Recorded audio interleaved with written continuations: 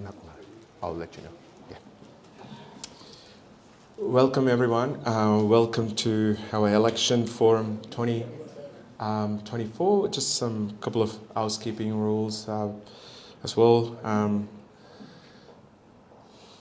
think everyone is here, so hopefully we can kick off. And thank you for everyone for joining us tonight. It's great. I know how busy you all, and we do appreciate you all coming down, taking your time. So my name is Henley Samuel, President of Gungahlin Community Council, and we do have a number of our colleagues from the council today, Michael and Darren as well today, so which is good. So please be aware, our meeting will be live streamed to Facebook, and if you never followed us, maybe it's a great time to follow us to get yourself updated on what's happening around the community. So I want to talk about a couple of things before opening the forum. So the format would be basically you all get 5 minutes to do a sales pitch, or whatever the appropriate languages. You get yourself to introduce and how you're going to tackle all those things that you plan for Gungahlin. So you get 5 minutes for yourself to come and talk here. And then we will also open up the floor once everyone done that. And then you can take the questions as it comes. So that's very simple. I know there is another forum probably happened in US today. So we'll try to do some better job than that. I want to give you a kind of a brief on what, as a community, we are expecting and all those things as well, very shortly. We have seen promises broken again and again. We have seen our employment towers, employment spaces being taken as a residential towers. We had seen broken promises in the infrastructure. We have seen broken promises in the cinemas and so on. So I thought of better to put a kind of a pack to illustrate what kind of need that probably Gungahlin would like to see. So if we go to the next slide, please. See, with the planning and community engagement, we want the community to be engaged at the early stage of any of the planning level. It could be even a government policy, so that we can provide timely, comments or timely advice to the policy takers, including the government officials and the MLA. So these are some of the things we've been lacking as a community, because we see some of the developments popping up and we never been here of those ones. So it'd be good to do, and also some of the policy items as well, because Gungahlin is a completely diverse community compared to the rest of Canberra. So some of the policies like legislating some of the illegal drugs and stuff, so it could be very concerned for the community as well. So it'd be good in terms of any kind of policies. It would be good. Our expectation is the future MLAs for representing as the community, they will be engaged. Also, they will let the government official to be engaged with us in a timely manner. And then they improve and enforce the planning rules, rather than compromising the planning rules for the developers, or it should be consistent, and it should be appropriate and fair for everyone. So enforcing the rules. So the next slide, please. And with the town centre, some of the, as a new MLA, or you want to be re-elected, what do you want to fix? This is kind of probably you would have heard 1,000 and million times. The traffic flow and parking issue. This is kind of a pain point. And then, we don't have a variety of shops. We want to enable to get a quality of retail shops. We just don't want just another coffee shop. We have enough coffee shops, I think so. So we're not talking about the coffee shops, but we are talking about a big, different kind of retail that would keep Gungahlin economy growing, and improve the activity to and fro from the town centre. So that's another thing. It could be a form of active travel, or it could be a good public transport, or it could be good roads to the connectivity, because at the moment the traffic is a chaos at the moment, as you know. And the next pain point is the employment. You know, you see an exodus happening every day from Gungahlin. I'm not sure whether you've seen this one. The exodus happens every single day in Gungahlin. People disappear in the morning and they come back. Don't think there's a rapture happen, not yet. But rapture happens every morning in Gungahlin and people turns back. So, which is an interesting fact. So we want to avoid that exodus and make sure the town centre is very capable to accommodate the employment and commercial space or dedicated, so that we can bring more jobs and also attract employments. How you want to come up with a strategy to bring jobs to Gungahlin? How you want to manage? How you want to bring the jobs, whether it could be a federal or it could be a private. How are we going to build more jobs so that it's going to be sustainable by itself? So that's one of the key components. The next thing is the community facilities.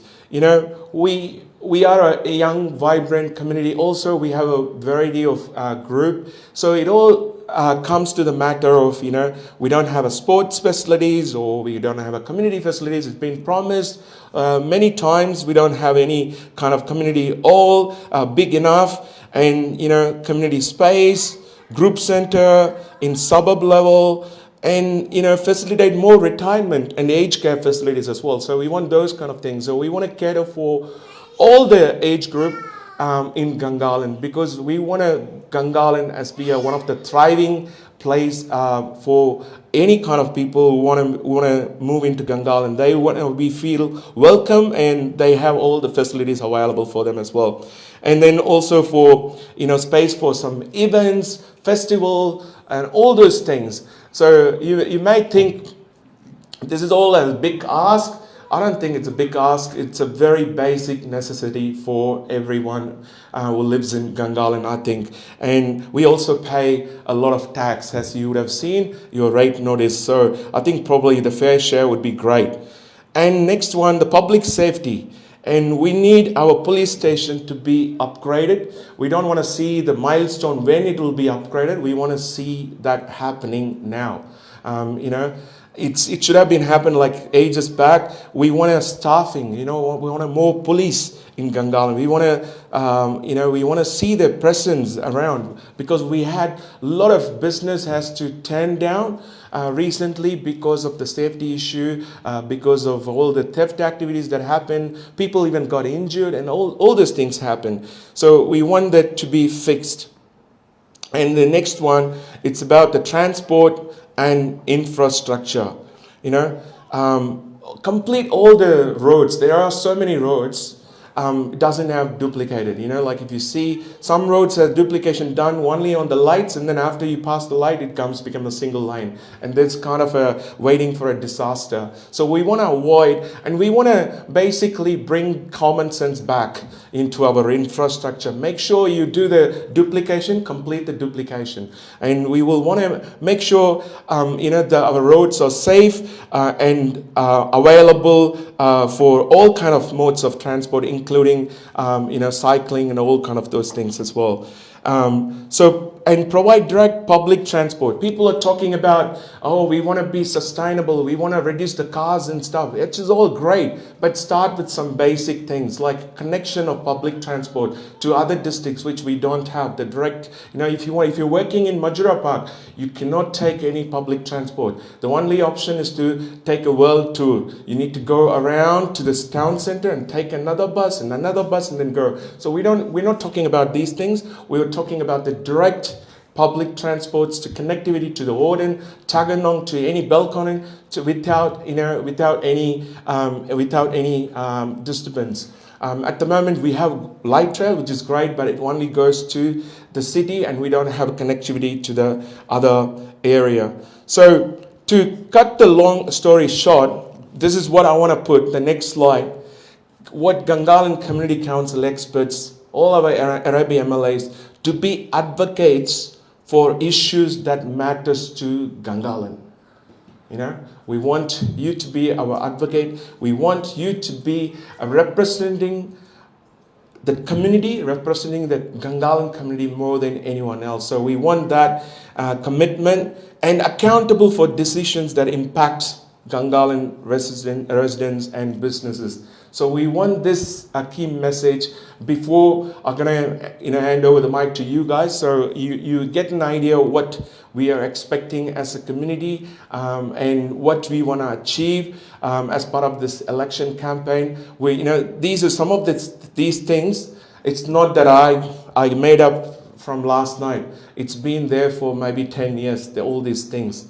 And again, we couldn't, get things delivered. So I hope that gives you a background. If you're running newly for the election campaign, I think it's a great opportunity to, advocate for these ones.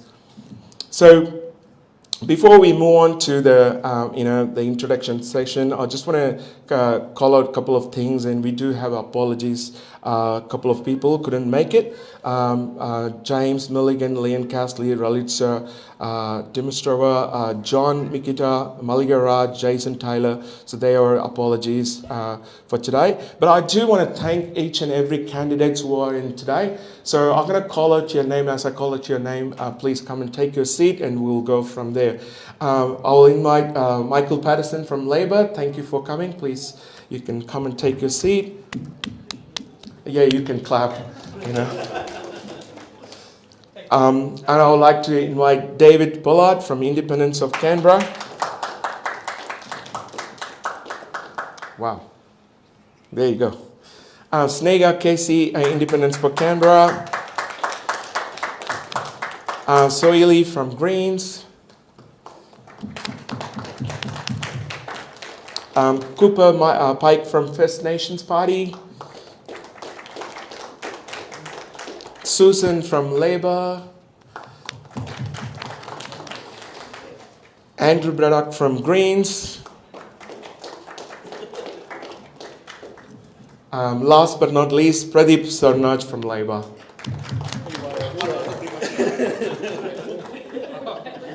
Oh, you ran out of chairs. Excuse me, Greg Burke from Belco. Yeah, and sorry, my apologies. Greg from Belco Party. I will get one more chair for you. Thank you very much. If I could say a few words for Jason, I'm his co-convener. We'll see how you go with the time. Yeah, otherwise Greg can cover.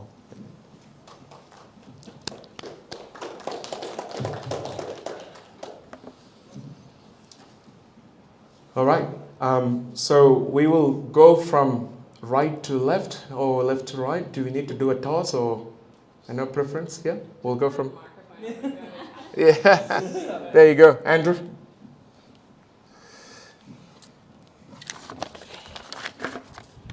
All right, thanks, Emily. Andrew Braddock from the Greens. Firstly, I'd like to acknowledge we are meeting today on First Nations land. Sovereignty is never ceded, and it's always supposed to reflect on that. And firstly, I want to say thank you very much to the Gungahlin Community Council for putting on this event, and also for the continued advocacy for the Gungahlin district. The councils are so important because they provide a sense of space and place in terms of advocating for the very local needs that we need to see. And so as a former alumni of the Community Council, really great to be here, and also great to see the continued advocacy. And I know that because I've literally got the notes from the 2020 election, Gungahlin Community Council campaign sitting up on the wall in my office, which I utilise and refer to. It's been driving a lot of the work that I've been doing. So firstly, in terms of what have I done over the past 4 years that I've been elected, is very much advocating for exactly just that for the Gungahlin Town Centre, in terms of trying to get as much employment and economic activity that we can into the town centre in the face of what has been continued residential developments. So we've seen some things like the precinct plan for the Gungahlin Town Centre East has just been released. That's included additional retail spaces, additional commercial spaces, and also as well creating a sense of space and place for the town centre in terms of green space and community get-together points. Also in terms of the Gungahlin Community Centre, which unfortunately, whilst it's been budgeted for, has not yet completed. That will be at the corner of FKPDs and Gungahlin Place. And that's something that I see as being critically important because we need that community space for the community to come together, but in particular we need that youth space that provides the space for the youth to be able to come together Because what we're facing is we are seeing a lot of our young people here, as a burgeoning population within the Gungahlin district, not necessarily with enough to do. And so that youth space will be critical to help address some of the antisocial issues we've been having. Also, what I've been doing is, like for example, the skate park down near Yarrabee Pond, getting lights installed so it can be utilised longer into the evenings so that the young people can be entertained. Also been fighting for other improvements around Yarrabee Pond, such as path lighting, so that people can walk, run, ride at all hours of the day and they feel comfortable to do that. Of course, also been greens, been focusing a lot on trying to get more trees into the Gungahlin district, where there's just not enough trees to meet the challenges of heat crises events that we're going to be facing further and further into the future, and so ensuring to do that. Going forward, I really want to work on the accessibility to the town centre, as Henley mentioned there, in terms of people need to be able to walk, ride, run easily into the town centre. I want to see secure bike storage being part of the town centre so that people can easily get onto the light rail. We need to find a way that we can deconflict the people from the cars, because we're having all of this traffic wrapped around the town centre, but people can't easily move from into the town centre or go from the town centre to the Yarrabee Pond. So that's something I'll be particularly pushing. Also, I've got just over there on the far side, I know it's on the edge of Gungahlin, on the extreme edge, but this is also, for example, the Greens' proposal for what we would like to see instead of a racetrack. This is about providing a suburb with the schools, aged care, so that it will enable people to be able to live close to the centre of Canberra, easy light rail into the civic. So please go and have a look at it. Happy to answer any questions you might have about that. Also very keen to see improvements in community level sports. We've had a lot of conversation in terms of stadiums, but I think we also need to have a bigger conversation in terms of facilities for those local sporting groups that we have throughout, not just Gungahlin, but the whole of Canberra community, and see further investment into that, because we know it's not kept up with the population growth we're seeing out here in Gungahlin. Also, what I'll be seeing, thank you for that, is very much advocating how can we create an employment base in Gungahlin. Unfortunately, the days of just picking up and plonking down a federal government department not there anymore. With ZSL did it last with the DHA. So it's examining what other employment models can we bring economic activity and employment into the town centre. So I've been advocating for and pushing for like a vertical aged care facility as a way of providing services for the local community, as well as generating employment in the town centre through people who will provide the care and services for such a facility. And looking at other aspects, whether it be training, colleges and so forth, that provide an opportunity for further economic activity, plus also generate more foot traffic and more activity in the town centre to make it a truly vibrant area and not just a dormitory suburb that's all catches the light rail or commutes outside of the district and then comes back in the evening. So that's what I'll be pushing for and I'll be fighting for if I was to be re-elected into the Assembly.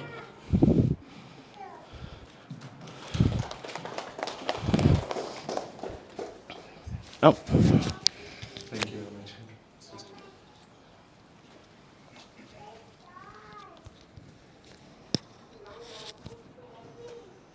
Helly, are you going to give us a little wave for timing? Yeah. Okay, Tara. Thank you. Okay. Hello, Suzanne Orr, member for Yarrabee, and I'm with ACT Labor. I think most people in this room know who I am. So, look, thank you for having me. I would like to acknowledge that we are meeting on the lands of the Ngunnawal people, pay my respects to elders past, present and emerging, and acknowledge all families with a connection to this country. Also like to acknowledge all the other candidates here. I think everyone will say it's a pretty robust job application process and you go through quite a bit. So thank you for what you're doing for our democracy. I was first elected in 2016. I didn't plan on being a politician. Through a series of circumstances, I ended up putting my hand up, didn't think I'd get elected, but here I am. And I think that's part of it. Lean in, see what you can achieve, and that's the attitude I've taken in the 2 terms that I've now been in the Parliament. I actually grew up in Yarrabee, which is, I think, a little bit hard to say for most people, but I grew up in Gungahlin, which is part of the older part of Yarraville, that Belconnen bit, and I now live in Franklin. So very much love this area. It is my home, and I want to make sure that the same opportunities I had are there for everyone. I'm very aware that we are a newer area. Some places not as new as others. I think, obviously Gungahlane's been around longer than I have. But we also see that we've got suburbs like Palmerston and Ngunnawal and those newer parts of Gungahlin which face slightly different issues to places like Taylor, which is still under construction. So for me, it's really been about, on a local level, getting those services and those facilities where our community can come together and to flourish. So I was very happy in 2020 to secure the commitment for the community centre. I agree with my colleague, we'd like to have it underway, but realistically it was always a commitment to have the centre under construction by the end of this term, which will happen. It will be under construction by the end of this year. And it will have a dedicated youth space. It will have a lot of facilities for other groups to join in, a function room for, that can have up to 200 people in it for those slightly larger functions that we want to have. It will also have art spaces because we got a lot of feedback from people that they needed to have more room for doing arts. So a really good facility in our town centre. That's been one focus for me. Still focused on trying to get more community facilities across the electorate. I've recently written to the Health Minister and asked that the community health hub that Labor has committed to in Casey include space for community rooms and services. The Minister has written back and said that will be considered. So looking at how we can continue to build it across the electorate. For me, it's also been really important to make sure that we're bringing the community into these projects and making sure that the projects reflect the needs of the community. So again, was very happy to secure the commitment for the Franklin Dog Park and actually did quite a lot of work with the community to say, what is it we want there? Do we want a little dog space? Do we want a big dog space? Do we want running water? Do we want jumping bits? And it was pretty much a yes to everything. But the community is very excited, and the thing I get most of all is when's it coming, when's it opening? And it's very soon. It's under construction now. I also secured the commitment to the Casey Recreation Park, and I can see Mark in the room, and I'm sure he'll have some questions later for me because I know he's been a big champion of this project over many years. But it was a commitment that Labor had in 2012 that, before my time, that hadn't been realised. And I went to the Treasurer at the beginning of this term and said, hey, come on, like we really need to keep our word and get on with this project. With that one, there was a concept design that was originally done, but that was before the suburb was established. So we went back out and with the community came up with a brief. If these are the priorities, this is what we'd most like to see. And glad to say that park's now open.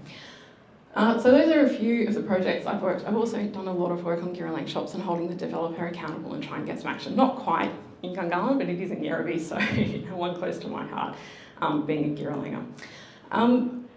On another level, I think what was different for me growing up was that my parents fostered children. Mum said it was over 200, but she also says you need to stop saying that because I stopped counting at 200, so I couldn't tell you the actual number.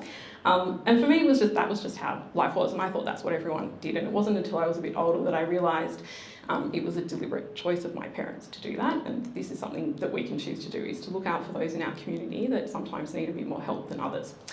So that's been another aspect of the work I've done in this term. I'm very proud of the legislative program I've taken, which includes putting in place the Carers Recognition Act.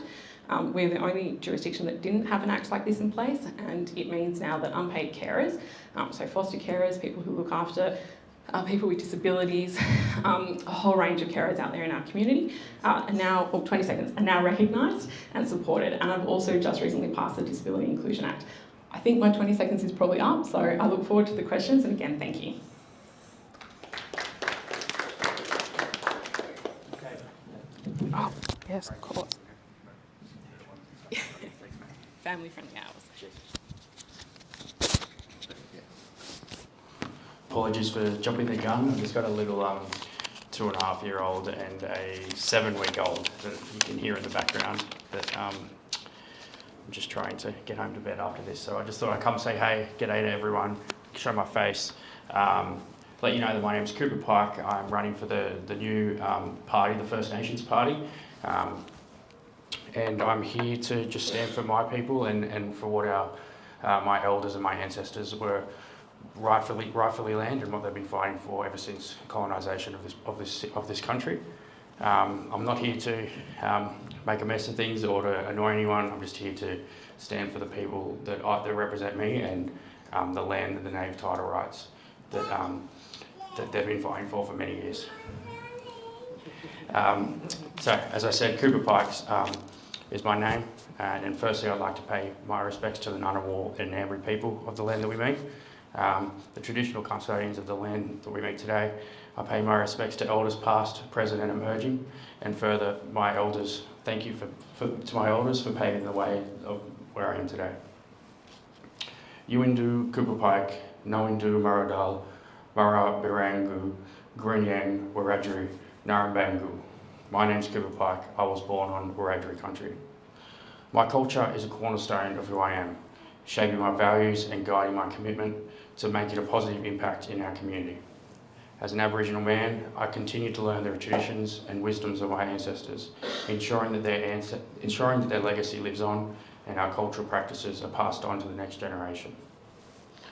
By running as a candidate for Yarrabee in the upcoming ACT election, I aim to bridge gaps, advocate for equitable solutions, and ensure that all voices are heard and valued.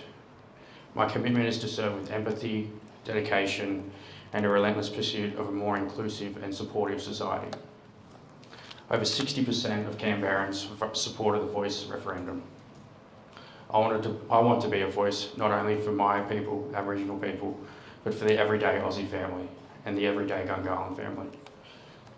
I believe in fostering a community where everyone, regardless of background, has access to proper basic healthcare and improving the housing crisis. I'm a loving husband and a proud daughter of two beautiful daughters, both born on country. We strive to set an example of integrity and compassion to them, values that I hope to bring to the Legislative Assembly. I stand to celebrate First Nations people's cultures, storytelling and language preserved through literacy programs.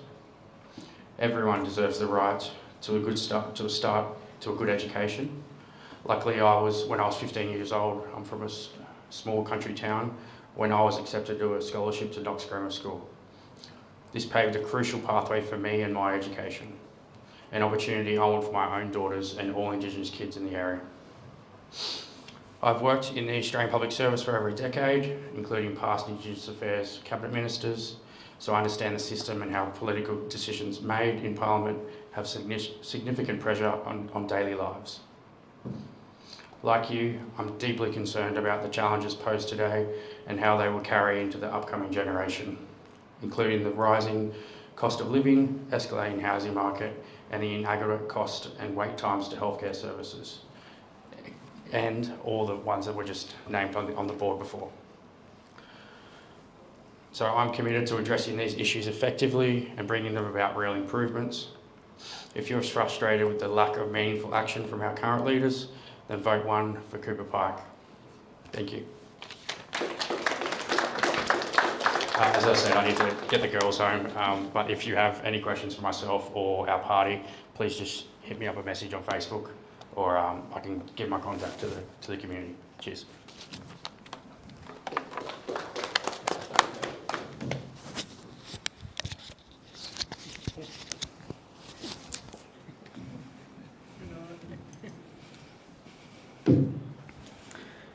Good evening, everybody. My name is David Pollard, and I'm an independent candidate for Yarrabee, running with the Independents for Canberra group. Thank you very much to the Gungahlin Community Council for hosting the forum this evening. Thank you, everyone, for coming out, and thanks for watching online as well. So I've been around these parts for a while. I was looking back at some of the content from about a decade ago. I think it was 9 or 10 years ago. I joined the Gungahlin Community Council as treasurer, and I was there for about 5 years. That was off the back of some other community volunteering that I was doing in my own suburb association and in my school Parents and Citizens Association.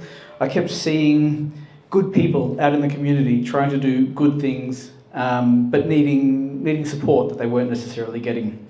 I could see that I was in a position to offer that support, and so I kept going from group to group until I got to this one, and then eventually I decided I should also run as an independent candidate. I saw something was missing from our assembly. I saw checks and balances that should be there in an assembly weren't there. We didn't have a viable opposition. Nope.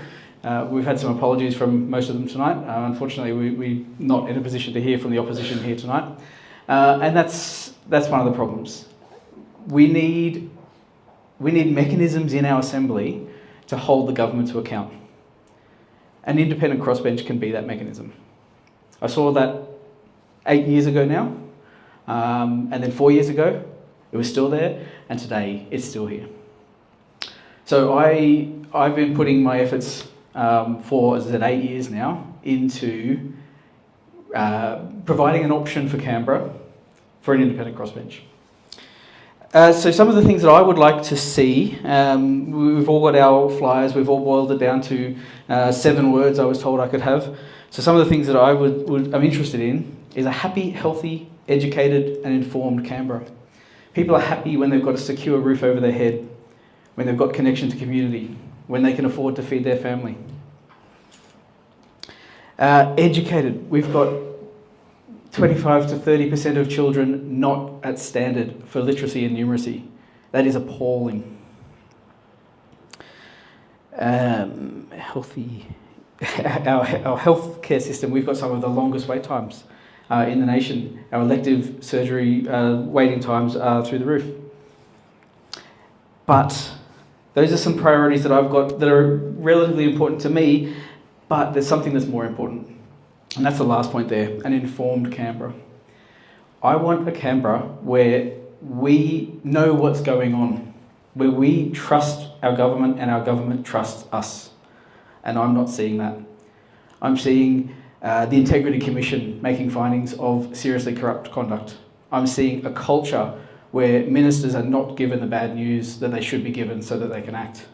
I'm seeing ministers being blindsided, and allegedly, and I can't see how that is happening. I can't see how that is allowed to get to that point. If we had a viable opposition along the way, I think it would have been better. If we had an independent crossbench as opposed to a majority coalition, I think things would have been better. I want to see better, so I want to give that opportunity. Thank you.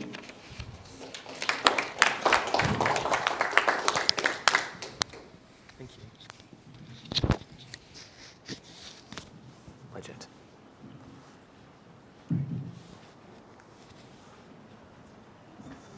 Good evening, everybody.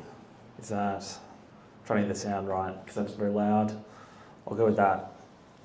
Good evening, everybody. Excuse me. My name is Michael Pedersen, and I'm a Labor member of the ACT Legislative Assembly, and it is an honour to be here with you all tonight. You've all braved the somewhat cold to come participate in the great festival of democracy that is the ACT electoral system. I too would like to acknowledge the traditional custodians, the Ngunnawal people. I'd also like to acknowledge all the people with connections to this country. I don't look like most politicians. That's because I'm relatively young. I got involved in politics at a very young age. It's not because I come from a super political family.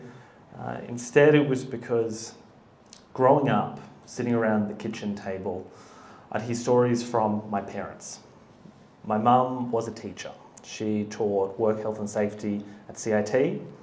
My dad worked in motor vehicle safety standards. Each night, sitting around the kitchen table, they would share with me stories, sometimes terrible stories, about workers that got injured at work, did not go home safely. They shared stories about people that were caught up in needless motor vehicle crashes, all because of corporate excess and the lack of accountability. Those stories shaped my values. They are what guide me to this day. It's what guides me in understanding that government is important in people's lives. Not just in providing essential public services, universal public health care, a strong public education system, but larger than that, knowing that there is a role for government in making sure that everyone is going okay, that working people are listened to, heard, and represented. It's what ultimately led me to run for the Legislative Assembly, to stand up for those values. And it's been a tremendous honour over the past 8 years to be a representative of the great people of Werribee. I always like to say that the sun shines brighter in Gungahlin and always gets a bit of an eye roll from those down south. But truly, Gungahlin is one of the most special places in the ACT. Surrounded by natural beauty, a fast-growing, closely connected community. And in that spirit, I'm very proudly raising my family here. My partner and I have a house in Harrison. We've got our 2 cats, and we absolutely love it. Like pretty much, I think, all Gungahlin residents do. They are proud of where they call home. Now, I'm a Labor member, and the Labor government has been in power for a long time, and we've got a plan for Gungahlin for the next parliamentary term. We want to grow Gungahlin Town Centre. Gungahlin Town Centre East should be a vibrant place for Gungahlin. A CIT, a new library, a town centre park, retail, commercial and housing, together creating a vibrant place for all of Gungahlin. The Labor team has heard that there are frustrations within the community about travelling around the district, and they are entirely legitimate concerns, which is why Labor is committed to widening and planning a transport corridor for Gungahlin Drive and Mirabai. We know that this will make it easier to get around, that's why we're committing to it. We've also heard, and we saw in the slideshow at the start, that the town centre itself can be frustrating for people to get around, which is why a re-elected Labor government will invest in intersection upgrades to improve traffic flow throughout the town centre. We also know that Gungahlin is more than just a town centre and some roads. It is a community. We need the health services for a growing community, which is why we will build a health centre in Casey, and we will build a new Northside hospital for Canberra. We know that Gungahlin is a young population with lots of school-aged children, which is why we will continue to invest in schools, upgrades, expansions, opening new schools. A new second college for Gungahlin has been called for a long time, and ACT Labor will commit to it. We also know that above those essential government services, there is an important role for government to play in shaping our community.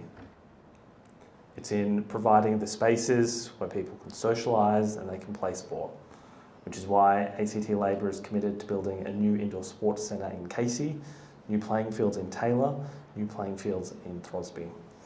Now, I'm excited for this evening. We've got a very unique electoral system here in the ACT, which I think brings out the best of our democratic instincts. So I look forward to all of the questions because I know there's going to be some crackers. Thank you.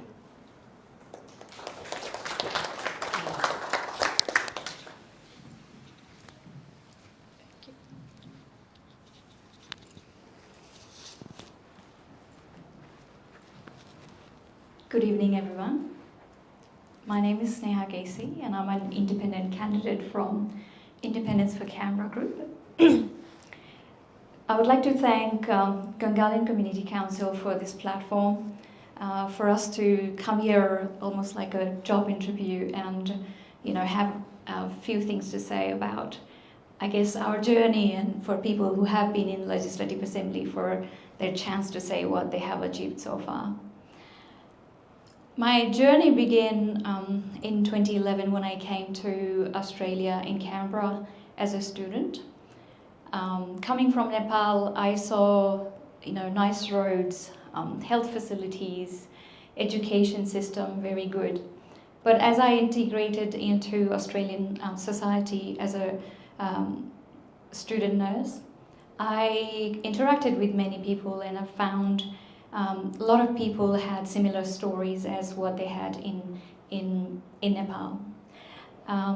It all came down to their good health services, education system is good, but it's all for people who can afford it. And I think I've seen more and more as I've worked in aged care sector, I've worked as a practice nurse. I've seen more and more people struggle with similar things, having to put off their medical appointments because they couldn't simply afford the extra out-of-pocket cost. So I think for Canberra and for Gungahlin, I think we can do better. I have heard so many stories. My nieces and nephew, they go for run in the Yarrabee Pond, and recently there have been so many incidents of people being assaulted. I think that is unacceptable, and I think this has been talked about and heard of many times, but yet we're seeing more and more incidents like that. So I believe I'm here because people who have said they will do the work that is needed to keep our community safe, I think we're still disappointed that incidents are still happening. So I'm here to say I'm here because I feel there is a change that is needed in our society. And that change can start from us, and that change can start from making the right choice. So I would like to take this opportunity to say and urge everyone to think about, when you're voting this October, think about what are the things that you think are possible through a government which is accountable. A government that is really here intentionally to solve the problems of people, of real people. You know, it's not just about big promises, it's actually about people and their problems. So I believe it is time for change, and it's not just about standing up for what's right, but it's also about standing out where it counts. So I have a good faith in everybody, so they will make a right choice this October. And I'm here as an independent candidate. I'm here to serve and empower people, because I believe in collective efforts in making our Canberra and our Yarrabee better together. So thank you.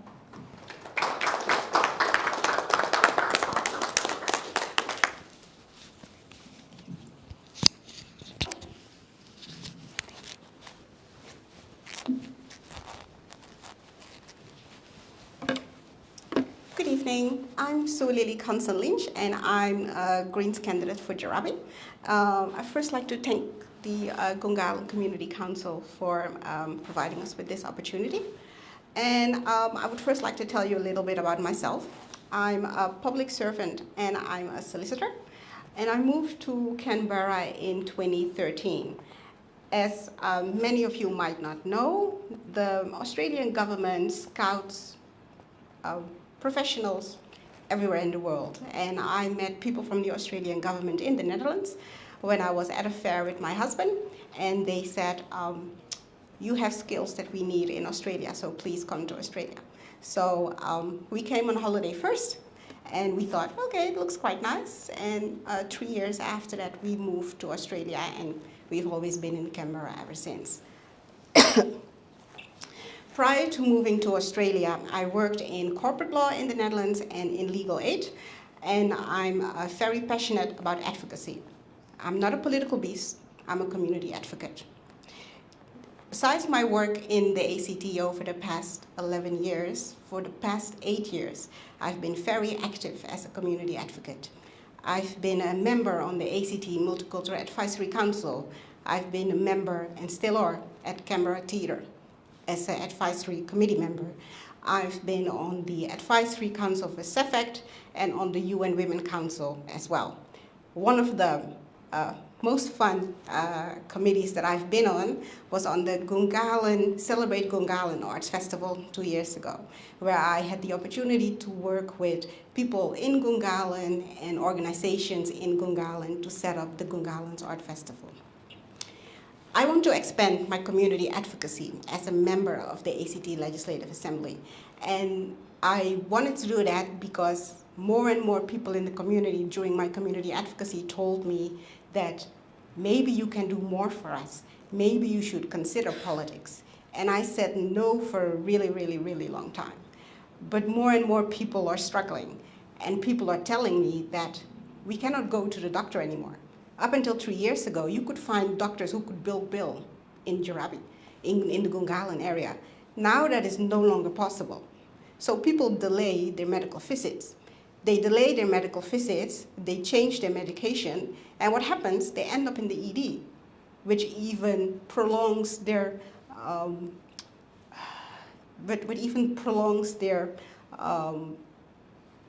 their sick bag. Well, this shouldn't be the case. Everyone in Australia should be able to see a doctor if they need to see a doctor. It is absolutely ridiculous that people who move from interstate say that they can't believe that it's really like this in Australia, in the ACT, because in Sydney they didn't have that problem because they can't find doctors where they can bill. So that is one of my key focuses. One of my other key focuses is I've been advocate for the Mental Health Foundation Australia for the past 3 years, and more people in Canberra or people in Australia are suffering with mental health issues. 2 in 5 people are suffering with mental health issues. In the Jarabi area, there are no mental health services. We have no walk-in center, there are no mental health services whatsoever. I feel that because Gungahlin is the fastest growing area in Australia, not just in Canberra, in Australia, that we should have mental health services where the people are. People shouldn't have to be driving to Belconnen or to Woden to get mental health services. Mental health services should be right here where the people are. And I promise that if you elect me in Jarabi, I will continue to advocate for the community as I've been doing for the past 8 years. And while I've been advocating for the community, I always kept in touch with the community by consulting with different community groups, by having roundtables, by having coffee catch-up, because you can only advocate for the community if you stay in touch with the community. So, thank you.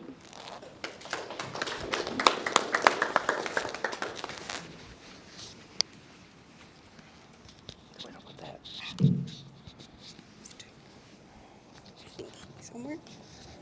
Yep. Go.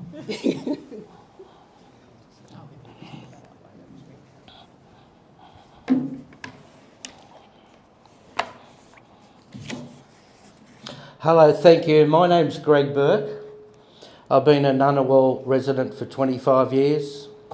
When I moved here, we only had Woolworths, and it was rated years ago one of the biggest growing suburbs in Australia, Gungahlin. I'm part of the Belco Party as an independent. This is my first time around. Go easy on me. Now, a little backstory about me. I come from a Catholic family. I was raised and educated in Cessnock, and I've got 2 elder brothers. They were very huge boys growing up, and I was the runt of the family. I was only 35 kilos when I was 15. And I've got 2 younger sisters. One's in the Australian Police Force, and I'm very proud of her. And I don't know how she does it. So going back, my father, Kevin John Joseph Patrick, he had a connection to the Catholic Society. I grew up, Eric Fitzgibbon, he was the mayor of Cessnock, and he got to Parliament. He was a federal minister in the Labor Party. His son, Joel, I knew Joel when I was at high. Joel went to Maitland, Marist Brothers, went on to university, and the rest is history. And we knew about the Fitzgibbon family. My dad said to me when I was 15, he said, "Greg, what would you like to do when you grow up?" I said, "Dad, I can't go into the Navy, I'm too tiny." He wanted me to go into the Navy, Army, whatever. And I said, "Dad," we had the races on every Saturday at home. It was a tradition. And Dad said, "What would you like to be?" I said, "I'd like to be a jockey, and I'd love to ride a winner at Royal Randwick." And I did that. And I rode hundreds of winners all around New South Wales due to injuries and falls. Mum wasn't too happy. The first time she saw me race ride was at Cessnock. It was Cessnock Cup Day. I rode a winner that day. Later that afternoon I had a race fall and I landed in hospital. And Mum was devastated. She came up to the hospital. She was in tears. And I said, "Mum, it's all right." I was on morphine. I said, "Mum, that's okay. I've only got a broken collarbone, broken wrist, a few busted... I think I had a busted lung." And I said, "Mum, it's all right, sweetheart. I'll be back in a month." And I was. I was back riding in a month. So I had a great grounding. I came to Canberra in the late 80s, and I got to know Tony Campbell. I worked alongside Tony for probably 10 years. He was one of our leading broadcasters in Canberra. I think he called the early Raiders games. I rode a few winners around the bush here, but I was looking for other challenges. I worked at the John Curtin School of Medical Research as a lab assistant, and back then the animal liberationists surrounded the whole of John Curtin because we had monkeys downstairs. So we had Channel 7, Channel 9, Channel 10, so I had to relocate them down to the pig pen so they could do their interviews. And I got to meet Sir Mark Oliphant back then in the early 90s. He was the governor of South Australia. He was also, he was a physicist, and he had a lot to do with the atom bomb. Okay, so basically I have a successful jockey management business at the moment.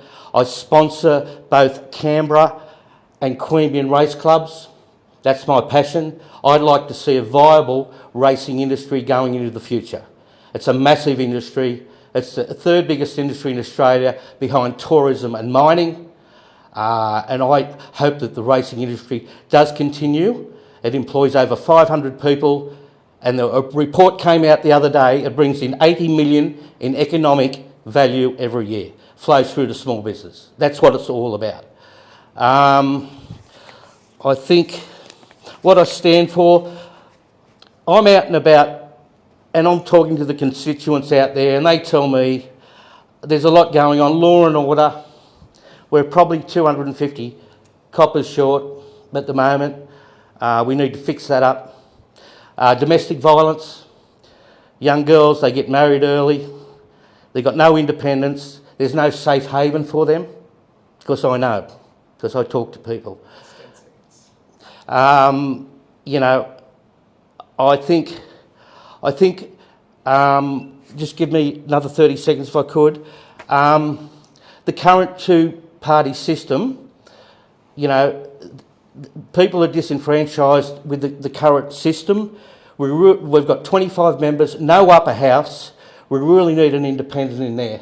And we haven't had one since Rugendijk, Bill? That's right, mate. So I think it's time we had a change, and there's a lot more I want to talk about, but it's not about me, it's about the people out there. Thank you.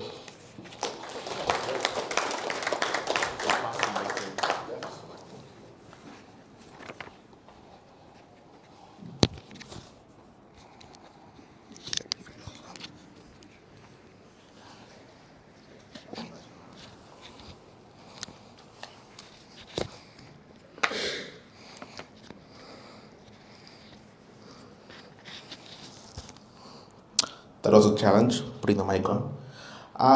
Yeah, for those who don't know me, my name is Pradeep Sonaraj. I am a Labour candidate here for the electorate of Yerrabi.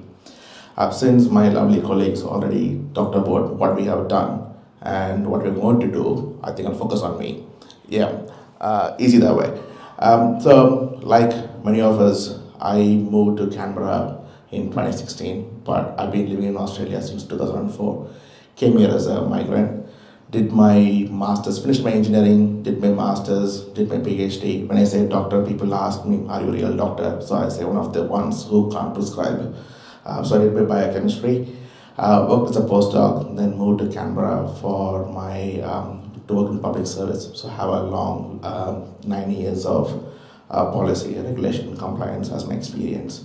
So yeah, I'm not a career politician. Sounds like the theme of the evening. I'm not a career politician. All I want is the best life for myself, my community, my family, my kids, and my community. So that's all, bottom line. That's what I'm standing here for. Through practical experiences, for example, when we moved to Ngunnawal, after like 10 years of struggle, we finally managed to find a place to buy in Ngunnawal because there's no one to auction against us. So we bought our first place in Ngunnawal, and we used to go down to the local playground there. And as a person with a mortgage, you find the cheapest option to entertain your kids. So that was the playground we spent most of our time with, which was pretty old, like 20 years old. Then instead of just putting a post on Facebook and counting my likes, I thought I'll just go to my local member and bother her on find out how to fix this.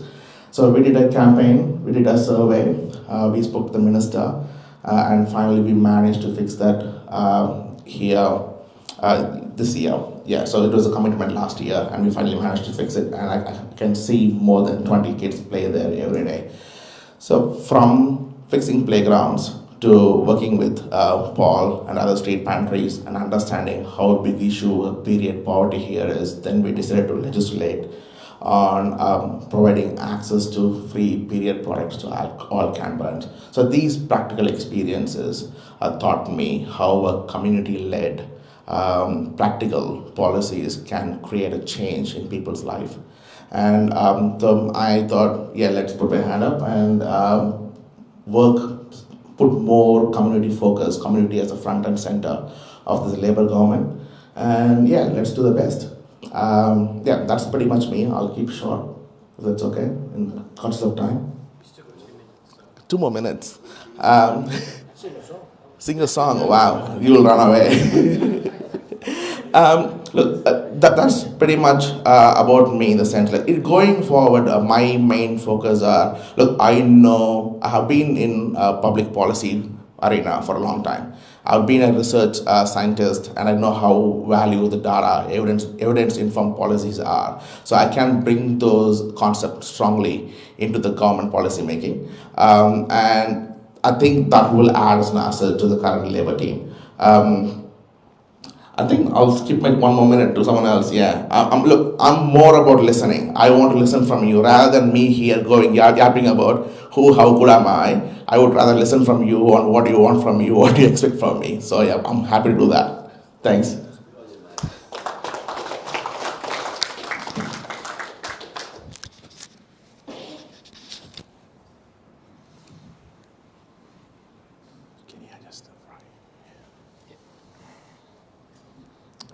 Thank you, everyone.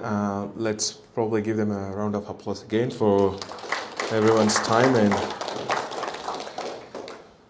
And so before, I'm going to throw a couple of questions. Do anyone in the floor have questions to start with?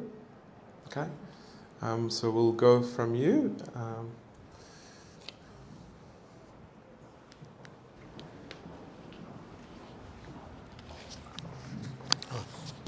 You can just hold it. Okay. Yeah. Okay. That's coming, right? The audio. So thank you all for coming. Beauty. I've had a lot of problems in, dealing with government, dealing with ACT revenue, for instance, or traffic and management. Michael's advocated on my behalf to Minister Steele, as did Rajiv Deepak Gupta before that. What I've noticed in dealing with government, it's so difficult. There's always obstacles put in my way to stop me finding a sensible solution to any problem. I'll give you a couple of examples. First off, something that affects everybody that owns land. There's things called a public register. And on the public register, you can have a public register of land values in the ACT. Now, how is that public register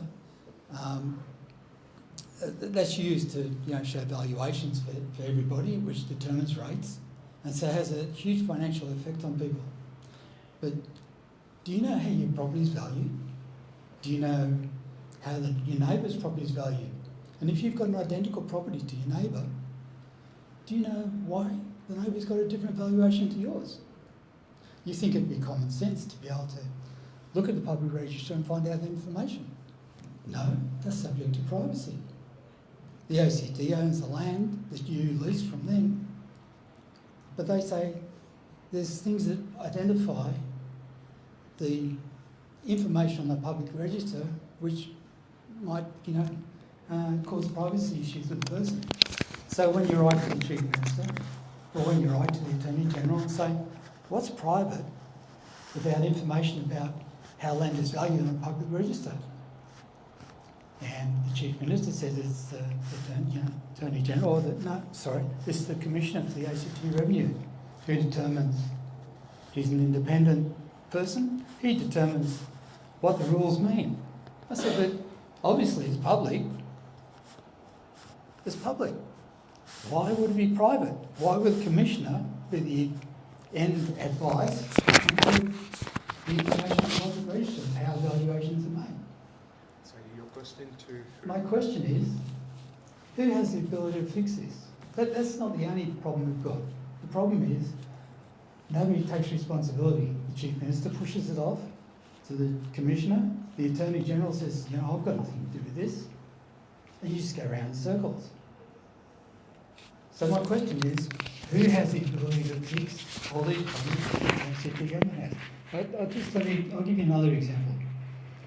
We've had a lot of money spent around Gungahlin, fixing pavements, pathways, planting trees. Okay, so trees get chopped out. Trees were designed in the laneways to be there to protect the electrical boxes. Right, so somebody complains about leaves falling on the tree, they want a solar system in the backyard, so the government comes off and chops down the tree. You say, look, the tree's there to provide shade for the street. It took me 8 years of lobbying ACT government to get the Land Development Authority to put the trees in. It took them 2 weeks to chop down a tree, and now the trees can't be replanted. Why? Because it's too close to electricity. But the streets were designed by that. ACTU approved it. Everybody approved the tree to go in that spot, but now they can't chop it out. And now it's going around in circles. Now, nobody can work out how to plant a tree in a laneway. Now, we've got the Greens here, they're in government. We've got people who advocate for trees, how many thousands of dollars we spend on planting trees, but you're chopping them out. And you can't plant them back again. So a 20-year-old tree gets chopped down. All the shade in the laneway, back laneway, is gone. But nobody in the ACT government can fix it. So my question is... in the interest of time. Yeah. Yeah. Do you want to just ask your question to which candidate, and then just maybe Okay. 20 seconds. If I was to vote for Labor again, Michael, what could you do to get your government to actually do something? That's a really That's the answer, mate. frustrating. Yeah.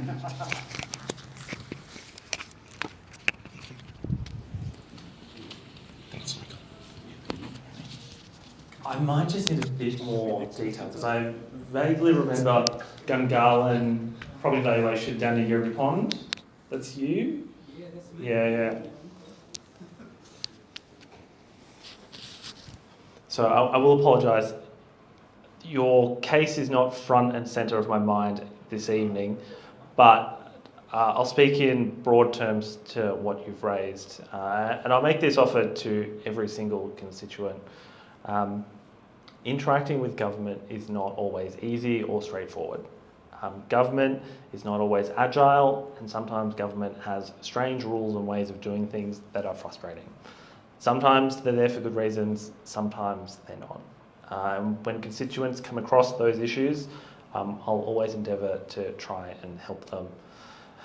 If I vaguely remember the case, the issue came down to privacy. Now, the Privacy Act is an important piece of legislation that is not easily got around. And sometimes it pops up in the strangest ways and impedes what some people would consider the free and fair flow of information.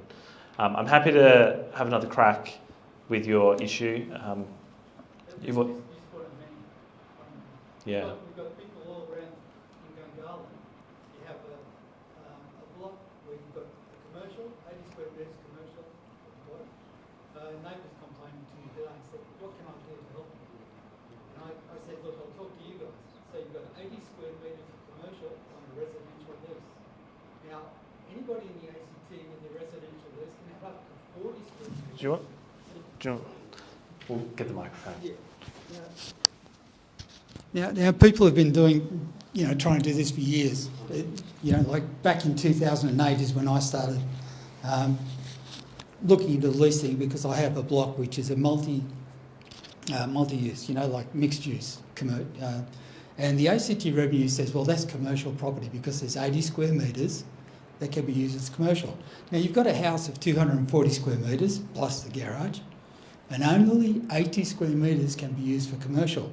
But I've got my neighbour paying $16,000 a year for commercial rates. I'm right next door and I've got a residential block. I don't have any commercial. And I'm paying, with land tax, $7,500 a year. Now, my rates are about $2,500 and the rest is land tax because land tax is nearly double the rates. A lot of money, isn't it? All these poor renters around ACT have got to pay, all the people renting have to pay all this money. But going back to the commercial, right? 80 square metres commercial, and if you look at the amount of money the ACT government gets, the person who rents to a commercial has to charge $250 per week for 80 square metres. That's before they get rent. And you wonder why all the businesses around these mixed uses are struggling. How can anyone justify a rent that'll cover the cost the ACT government's charging? But you know what ACT Revenue says? They said, well, it's legal, like it's a commercial block. It's a mixed use site. But it's not, it's a residential lease. Residential. And only an extra 40 square metres is what's allowed anywhere else. And these poor people, all my neighbours, $16,000 a year on commercial rates. So they can live above the property and rent out 80 square metres. But that's not all. Talk about land rent. The ACT government wanted to do land rent. Yeah, so they've got all these land renters. I did a calculation for somebody who bought a block of land 6 years ago for $300,000, which is now valued around $500,000. And if you look, if a person had bought outright and paid Commonwealth Bank rates, the amount they paid compared to they would have paid land tax now is the same amount of money. Okay, so the ACT government has received as much interest on that block under or rent as what the Commonwealth Bank would have received for interest. But not only that, the ACT government now keeps the capital gain. Interest of the time, can I comprehend your question? Sorry. Yes. I think, Michael, you understand the question, right? So you're saying why the rates are different even though it's a residential one. So if you want to give an answer in the interest of time, maybe in 60 seconds, that'd be great. Yeah, thank you. To the broad issue of rates and highest and best use of property, something we've heard this evening is a desire within the community to see commercial activation. Now, one of the challenges we face in trying to have commercial activation is that we want those spaces that can be commercial to be used as commercial. We don't want them to be used as residential. To the privacy issues that You can't knock down a building on a 240 square metre block, which has already been built for a cost of $600,000 and say it's commercially viable to make it better. And what are you going to do? Put a multi-unit? So you need to take the whole block. Mate, I'm happy to, like I said at the start, I'm happy to pick this up again for you. I've always appreciated the good nature in which you've made representations. I'll continue that for you. I think you raise important issues, and I'm happy to continue that. Thanks, Brian. Thank you for the question. So I'm just going to give some guardrail as well. So make sure your questions are not more than a minute so that everyone get a fair opportunity, and we'll make sure the response are not more than 3 minutes. So we'll try to get as many questions, and of course I can also kindly request the candidate, if anyone has further questions with you, you are happy to answer them at the end of the meeting, right? So yeah, sorry to put you on spot, but I think that's a yes. So let's go with that one. I know Leanne just joined us, so Leanne, maybe if you want to give her 3 minutes, or yeah. Probably only need 2. Yeah, cool. Thanks, Henley. Hi everybody, I apologise, I'm late. I've just been at the Riot Act held a business and economic forum online, so I've just come straight from there. introducing myself, Leanne Castley, Deputy Leader of the Canberra Liberals, member for Yerraby. I was elected back in 2020. I'm also Shadow Business, Shadow Health and a bunch of other things. But the most important part of my job is being your local member.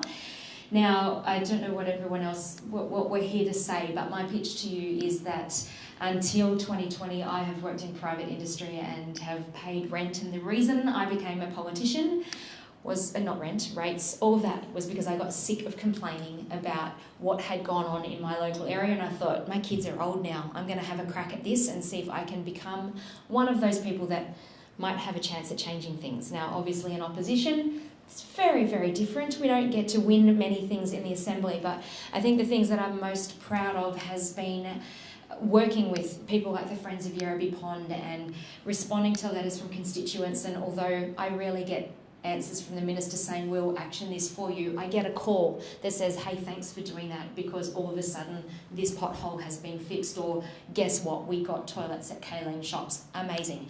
So I have been door knocking a lot, and we'll just say that, look, the Canberra Liberals' approach to this election is that there is a fresh opportunity. The government, the Labor Greens government, have been in power for 23 years, and we believe that it's firmly time for change, and that's certainly what I'm hearing even from rusted on Labor voters, and I feel like I'm almost their counsellor saying, listen, it's okay. When you get a shaky hand, if you don't want to vote that way anymore, you don't have to. And presenting that opportunity of there is a better way, there is a new opportunity, and this is the year to do it, I believe. So I'm happy to answer any questions, but I will just say we need a big vision for Canberra. We need to understand that people are feeling the pinch. We are in a cost of living crisis, there is no doubt. I'm telling everybody because I'm so excited. My beautiful son and his wife have just had a baby, and they've gone down to one income, and it's just the most amazing, exciting, worrying time. And I'm here to tell you that the Canberra Liberals do want to make sure that we let you know we see you, we hear you, we're all part of our community, and it is there is an opportunity for us to make a change this time. How's that? Thanks. Thanks, Liam. So we're going to continue our question. So when you ask the question, just direct to which member you want to ask the question, and all the candidates here. So if you want to respond, maybe you're not the person who's been asked the question, but if you still want to provide some comments, I will give you some chance as well. So just raise your hand at the end of the response from the respective person, and then you can put your hand, and I will give you maybe 30 seconds to do that as well. 30 seconds not now, but from now on. Yeah, thanks. How long? You've got 60 seconds. 60 seconds for a question. Bill Stefaniak, Belco Party co-convener. My colleague and co-convener, Jason Taylor, literally has the shits, put it colloquially. He's got diarrhoea, and so it's very essential he's not here. Jason is the only candidate standing up. Sorry, let's make us think on his behalf. He's the only, he's the only bloke standing, or only person standing, I think in Canberra, who literally almost was killed on the job in his electorate. He was a station sergeant here at Gungahlin until he had to leave the police force. He went to a domestic in Ngunnawal, and the father and son, they both turned on him and almost killed him. He's lucky to be alive. He suffered post-traumatic stress disorder. So he apologises for not being able to be here, but he's been a resident here for many years. My question, having now put in a plug for Jason, who announced a multicultural centre here today, which you can get probably on the website because none of the media seem to have covered it. My question is actually to the Green member and maybe to a lesser extent to Michael Patterson. And you've been in government, with part of the government, Andrew, for 12 years, and Michael, your party has been in government for 23 years. Did some very good things under John Stanhope. Labor longer serving, I think he was the longest serving Chief Minister, but it seems that since you went into the coalition, a rock solid coalition with the Greens, things have gone off the rails. And Mr. Pollard there has listed a number of things, and I won't repeat that, but the health service, we are 250 police short. Michael, my question to you is, you came out with an extraordinary statement that you didn't need another 250 police, which is what we are short. One of the candidates, I think the nurse, the lovely lady from Nepal, said People get mugged going around Yerribee, around the beautiful lake there, and it's not safe, and it can't be safe if you don't have enough police. Also, your party want to raise the age of criminal responsibility to 14. I've been a defence counsel, I still am, I've been a Crown prosecutor, I've been an Attorney General here. I know quite a few 12 and 13-year-olds who commit home burglaries and in some cases kill people. How can you justify that? How can you protect your community with that? And what possible service are you doing for your community? And my final comment is, 23 years is too long. I have great respect for the Labor Party, and 23 years is too long. You need a break, you need to clean your back, you need to time on the bench, get there for a term, and I'd encourage people to vote for independents, the Liberal Party, anyone else, to give Labor the time it needs to recharge its batteries and also to get rid of the Greens. Thank you. So your question for... It's for Mr Braddock, I think that'll do.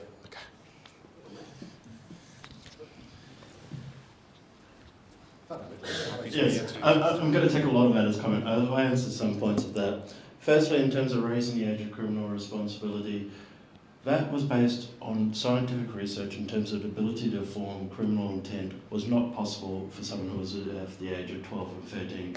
What we found excuse me, you take your opportunity. No, well, you're talking rubbish, but carry on. No, please, we've got to have the quorum. We can't let him answer the question, carry on. please. So that was based off the expert advice that there was better ways we could respond to those individuals who did commit crimes who were aged 12 and 13 years old. And that is what we have enacted as term, and we will roll out. And to ensure that they get the wraparound services they need to be able to rehabilitate, become a functional member of society. That was the answer there. In terms of answering the police, I too am concerned about resourcing the police. But from a different perspective, in terms of we have police responding in a lot of ways that is not the best utilisation of their time, training and skills. For example, they're doing welfare checks. They're having to respond to mental health episodes. 40% of police call out now are related to mental health.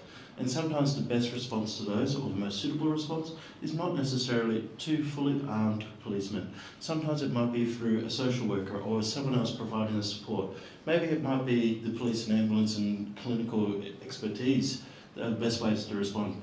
And so I want to see those more effective responses being put in place to respond to those types of incidents, to free up the police to focus on what should be their core duties.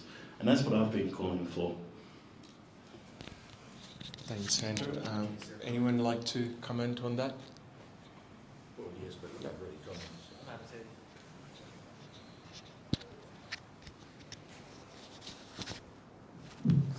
Thank you, and thank you to Bill for the question.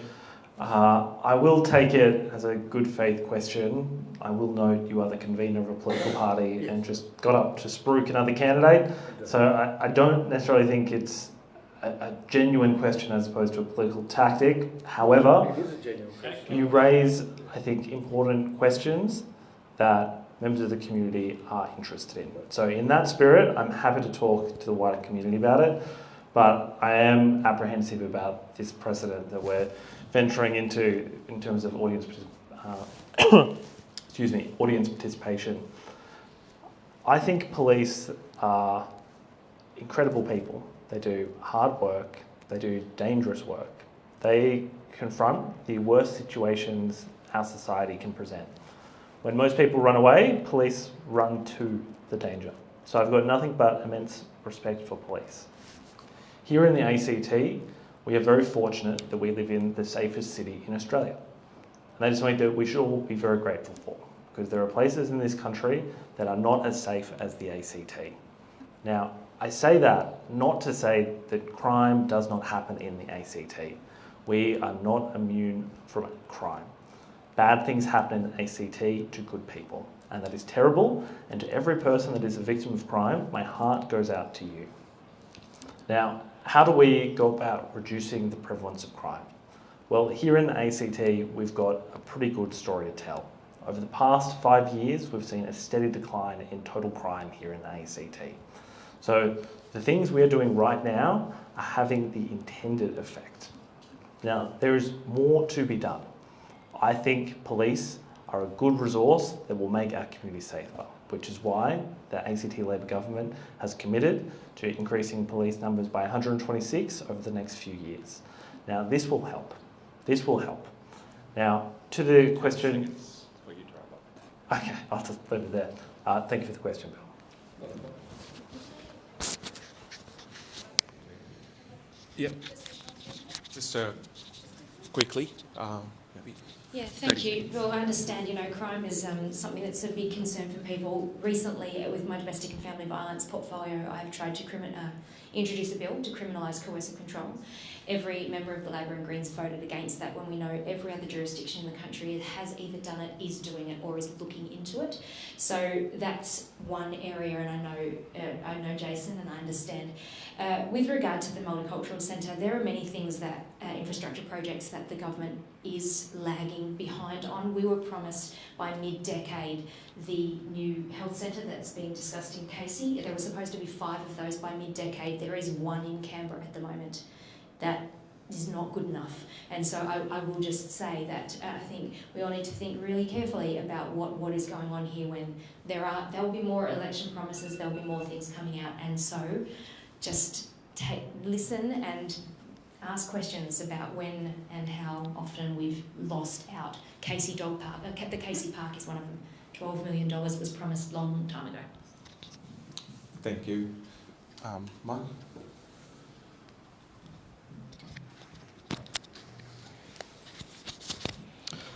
Not a political party convener or a member of a party. Some of you might know that over the years I've been involved with the Gungahlin Community Council and also ran my Gungahlin for quite some time. The list that Henley went through at the start, these are things we've been talking about for well over a decade. I can remember, it was probably about 15 years ago, having a conversation with the Chief Minister at the Gungahlin Library, bringing up employment base for Gungahlin. We're still talking about it. All those issues that Henley went through, we've been talking about for well over a decade. It's too long. You've given yourself a pat on the back for delivering a park in Casey that should have been delivered 10 years ago. That doesn't deserve a pat on the back, I'm sorry. That should have been delivered 10 years ago. I was advocating that for when my kids were this. I now have teenagers that are beyond that. You're giving yourselves a pat on the back for, delivering playgrounds that have to be delivered by a petition. It's not good enough. A lot of you come up here and you said this is a job interview. For some of you, it is a job interview. For the rest of you, this is your performance appraisal. At our own jobs, we have performance appraisals every year. That's what the election is. So reflect on the people that have been sitting in Parliament, whether in government or in opposition, have they been doing their job? And when you look at the list that Henley went through at the start of the show, the answer is no. It is time for a change.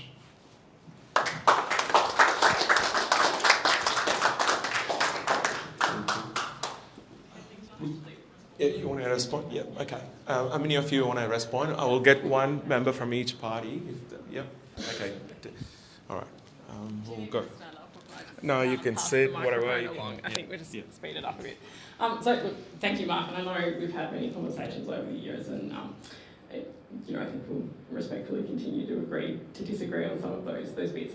I take your point that the park wasn't delivered, and that it might not seem like something you should pat yourself on the back for. But as I said, it was a commitment that was made before I was even elected. No one else had done it, and I was the one who did it. So I appreciate some people might see it as too little, too late. I'd rather get it done and take your criticism than have it not done. So that's what I'd say to that. I think, looking through the list that Henley had at the beginning, there's actually a lot of things on there that have been addressed. I know there was a bit in there on community facilities. I've gone to what has been done and the work that we are moving towards there. There's a lot of other things I could go through, but I think my 1 minute timer is about to go off, so I think I'll pass it along. Thank you. David Pollard, Independent. So yeah, a lot of the things that were on the list, They've been on the list for multiple elections now, and back with my time with the Gungahlin Community Council, they were on the list there as well. As Suzanne has said, some of those things are, I'd say, partially addressed. The employment base in Gungahlin was an absolute missed opportunity. I would love to see the light rail full in both directions, not just the exodus in the morning. One of the things that was important to me, it still is important to me, but when I first ran, was education. I've got 2 young children. At the time they were a newborn and a preschooler, and now they're a high schooler and one that's approaching high school. Education is rapidly becoming less of a factor for me personally. I've seen the system. I've been the P&C president there for 9 years now. It's buckling. It's time for change. Something's got to give, and we're seeing that across every sector. Very quickly to the gentleman who spoke at the back there, one of the things that I was calling for, a happy, healthy, educated and informed Canberra. That informed is what you're talking about there. We want to be able to trust our government, and we want our government to trust us. If there's reasons why you can't be given particular information, we can be trusted with knowing at least the reasons. It's enough secrecy. We need the transparency, we need the accountability that I believe an independent crossbench is well placed to bring. Thank you. Thanks, I appreciate that. And look, I would just leave one thought with you. I don't know how much longer we've got, but understand the idea of an independent crossbench if we don't get enough seats as a Liberal government to win. However, that still means that we're going to be faced with another 4 years of a Labor-Greens coalition government. And so I would just encourage you to think seriously about that and understand that we need that the regime has gone on for long enough. So to make an actual change, you really need to move away from that Labor-Greens coalition. And I would encourage you to vote 1 to 5 Liberal.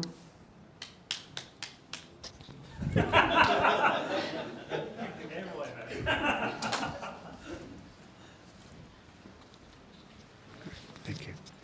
It's Scott Hooper, long-term Gungahlin district resident, 1997.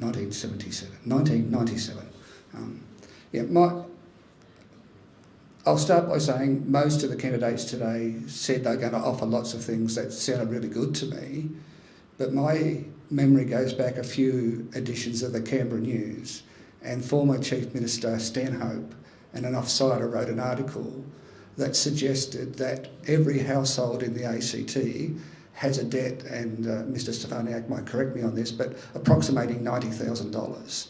So we've got lots of good ideas, and I'm supporting a lot of those, but I assume everyone agrees with me that a $90,000 per household debt is unsustainable. So I want to understand, 1, do you agree with me? But 2, what is the plan to stop the debt rising, ultimately start to reduce the debt, and at the same time improve the infrastructure for the ACT, and most particularly around Gungahlin? Thank you. Liberal, ALP, independent. Okay, so everyone get a turn. To anyone? Okay, just start. I think actually this worked well here. That's a good idea. Yes, I do agree. I've got. I think some level of state debt is good, but we've been promised a surplus, return to surplus for a long, long time, and we've been missing it. There have been some things along the way. I guess COVID was something we didn't see coming, so there's some reasons like that. But yes, I think it's out of control. What was I going to say? That's your minute up. That's right. Yeah, sorry, I'll come back in just a minute. Who else wants to? I think Leanne. Yeah, thank you.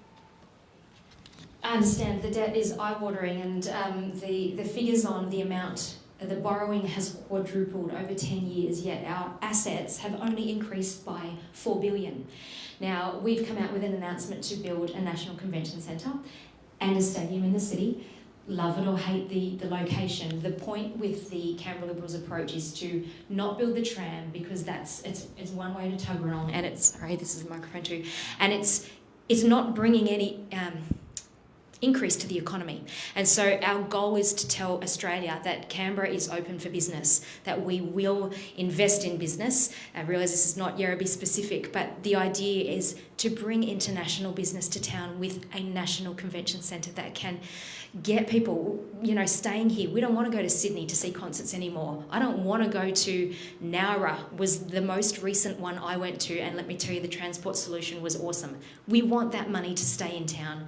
And although, yes, there's an initial spend, but it's not on something that doesn't make money. It's on something that brings Canberra alive and says, hey, here we are. Next. Sorry. You got yeah, okay. I've only got 20 seconds left of it. So yeah, one of the things that I would like to see done differently is it's Christmas time every election, all right? So we need more responsible spending across the board. We need to break the idea of these 4-year spending cycles. There is certainly some projects that have vision that goes beyond that, but we measure so much in what goes on between election cycles. And once again, I think that an independent crossbench can be looking at our spending decisions as they come up and say whether or not that's something for the long-term good of Canberra, whether or not it's efficient spending and responsible spending along the way. So now we're going to take an opportunity to ask the question from the online. Do you want to respond to that one, Mike? So, from the beginning. Yeah, I'm going to come back to you. I just said there's a question on the online as well, so we're going to come back.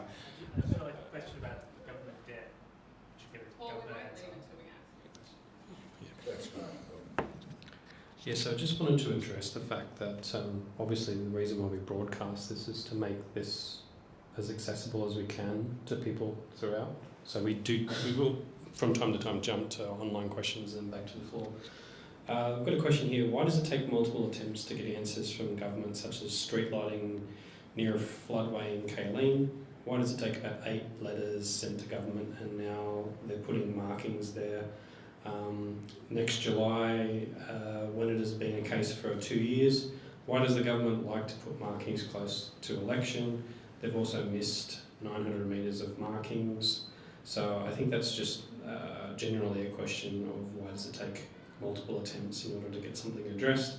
That's probably related to the Fix My Street sort of submissions. So is there anybody who would like to sort of answer that question? So maybe one person from party would be good. If you want to have a name, what would you like to do? I can take it too. No, we can share the microphone. Yeah, we can both go. Yeah, and I totally get it in terms of I have sometimes experienced those frustrations through Fix My Street of putting in jobs and not necessarily receiving a response or receiving a response in a timely fashion. And I think this comes back to sometimes it's a case of the resourcing that's available in order to meet the demand that is currently being experienced in those areas. Sometimes it's a case of it is very complex as to what is being called upon. I don't know this particular example. Marking should be fairly straightforward. I don't understand why that wasn't necessarily achieved. But that's part of what I see my role as a local member is to help people navigate through the government and get through to the resolution. It should, yes, be intuitive, simple, easy to use and access. Just sometimes government does get complicated and it doesn't unfortunately work like that. Yeah, so I think I'd just add very quickly to that. I think it's fair to say most of us who have heard varying feedback about Fix My Street over the years, and some of it might not be all complimentary, I think it's fair to say. There has been a lot of work across this term into the back-end systems of Fix My Street, and I certainly know from the jobs that I've had logged and the feedback that I'm getting is that it is working better. The other aspect to it too is to make sure that we have the capability in government that we need to respond to the requests that are coming through there. So there has been consideration given to bringing back into government and insourcing things like the pothole fillers. And so, instead of us having to contract out those services, now we can just send people out to respond to it straight away. Same for footpath maintenance. So those are the sorts of things where, it hasn't been working. We've taken that feedback on board and we are looking at ways that we can start to address it and improve it. Thank you. Yep. Look, I believe that it's not just fix my street either. I know you can write multiple questions to ministers and it takes ages, as I alluded to in my opening remarks. But things like marking, yeah, we're going to put extra lighting at Yerrabee Pond, fabulous. But the very most dark area is being missed out. I know that the spot that this question is coming from in Kayleen, and it's really dangerous. There is no lighting, it floods, and people walk from units over to the shops and they can get taken out. And we've asked the minister this, one of my constituents has asked for years and years and years, and we've only just got results on one little area. And I hear both Michael and Suzanne, you know, the back end, the big government, it's hard to move quickly. That's not okay when we've waited 23 years. You've had a shot for 23 years and we're still waiting for lights at Yerrabee Pond and things to keep the community safe. Let's just get it done. I don't understand why it should take so long. Thanks, Henley. Thank you. I'm going to get a question from the floor. I'll come back. Yeah. I'm going to get it. Sorry, mate. Thanks. It's Paul McGrath here. I run the Gungahlin Street Transies with my wife. We've been doing it for 6 years. We've faced constant battles from Access Canberra and everything like that. I'll give Pradeep a big congratulations. He's a lovely man. He's worked with us very well. Jason Taylor's also worked with us and done really well. Pradeep was the only one on the panel today, and everyone talked about all these other wonderful things we've been doing. To be blunt, that's lipstick on a pig. Pradeep said, and I'll give him a lot of credit, he said he'd prefer to sit back and listen. The main thing that you guys all missed was respect. You're all sitting here wondering why there's disenfranchised with the community, with the government and the two-party system. There is no respect out there. People in need still need respect. Charities can't give it. Governments react slowly. My question is not so much a question but a statement to all of you. Go back and think about how you provide respect to your constituents. Don't talk down to them. Talk to them as people. We do that every day for 6 years and people have got the shits with it. So well done, Pradeep, for saying you're going to listen, but none of you guys listened, and you've all been sitting, I've been watching you the whole time, and you're sitting there thinking of your next answer to the next thing you want to talk about. That's not what the community needs.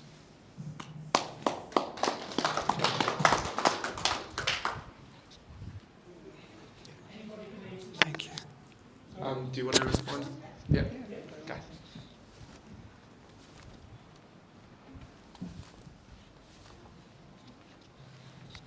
Thank you for your comment, and I feel quite offended by that because I've been working as a volunteer for the past 8 years with the community. So I listen a lot to the community. I spend a lot of my own time working in the community and with the community. And it was due to the feedback I received from the community that I decided to go into politics to see what I can do even further for the community. So I work with people in mental health. I work with people in the UN Women Advisory Council. I work with youth. I work with all types of people from all different walks of life. And I've been able to do that through all these years because I respect people from the community and I respect their input. And their input, I provide that further to the minister or to the councils. So yes, I do listen to the community. My point was you didn't say it when you were standing up there. I didn't say it. You did not say you respect. Pradeep was the only one that said he prefers to listen. So let's yeah, move on to this side. Thank you. Good evening, all. Scott Lang here, local resident. Thank you all the candidates for coming. I know this is a bit of a baptism of fire sometimes. And Leanne, thank you particularly for turning up if you've had a busy night elsewhere. Folks, my question's around housing. I was unfortunate enough during COVID to kind of be kicked out with a month's notice. It wasn't fun to find someone new. I appreciate that's not necessarily just ACT government, it's a much bigger issue across the country. However, the issue I had was so many of the places we went to see were dog kennels. They were poorly built, they were poorly maintained, and I'm still looking at all homes now. I'm now ready to buy a house, but for various reasons, the land taxes and that sort of thing being one of them, the debt, It's been mentioned being another. I don't want to chain myself to a mortgage, for example, on one hand, and then have the ACT government turn around to me in a decade and say, oh, we're going to triple your rates because we're in a huge hole. My actual question is this. Given that we've got so much bad housing around the place, what do you believe in the concept of eminent domain and an activist government that will flatten our poor housing stock and maybe subsidise or incentivise the property industry to build better housing? Thank you. Anyone like to comment? Take the question? Yeah. Michael.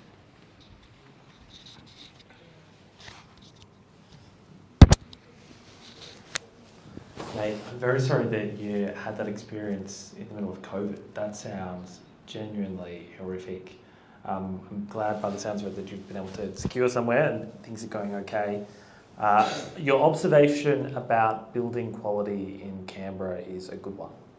For a long time in Canberra, buildings have been built to a standard that does not meet community expectations, whether that is in the quality of finishing, structural issues that might pop up, or to the actual insulation, the living standard of that building.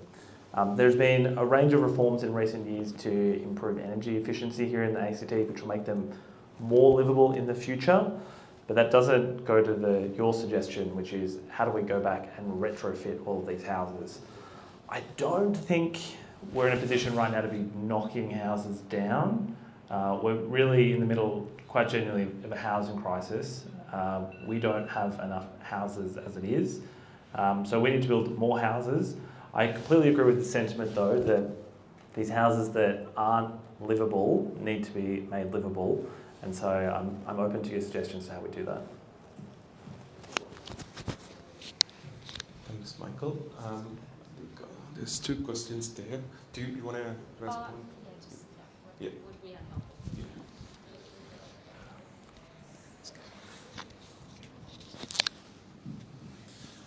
My question is around the racing industry. I'm just wondering why the Greens and Labor are looking to do a land grab on the race course, given that it employs so many people and also is an enjoyable pastime for a lot of people as well.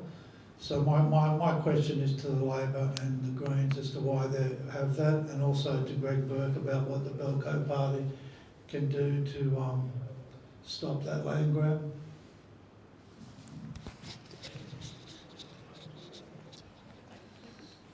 So you both can go. Yeah, okay. So just in answer to your question about Labor, Labor does have a different view to the Greens. I appreciate we're in government, but this is definitely one where we don't have the same position. And Labor's position is to continue to work with the racing club and the racing industry to realise the potential for that side, and also to continue on with the industry that's there. I think hopefully that clarifies.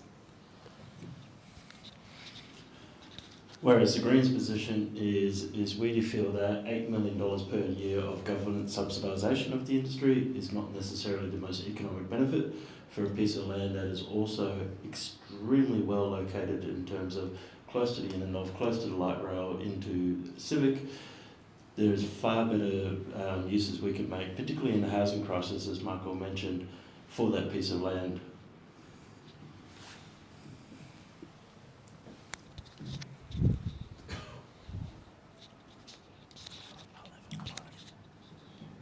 Yeah, the Canberra Racing Club is in its advanced stages of its master plan.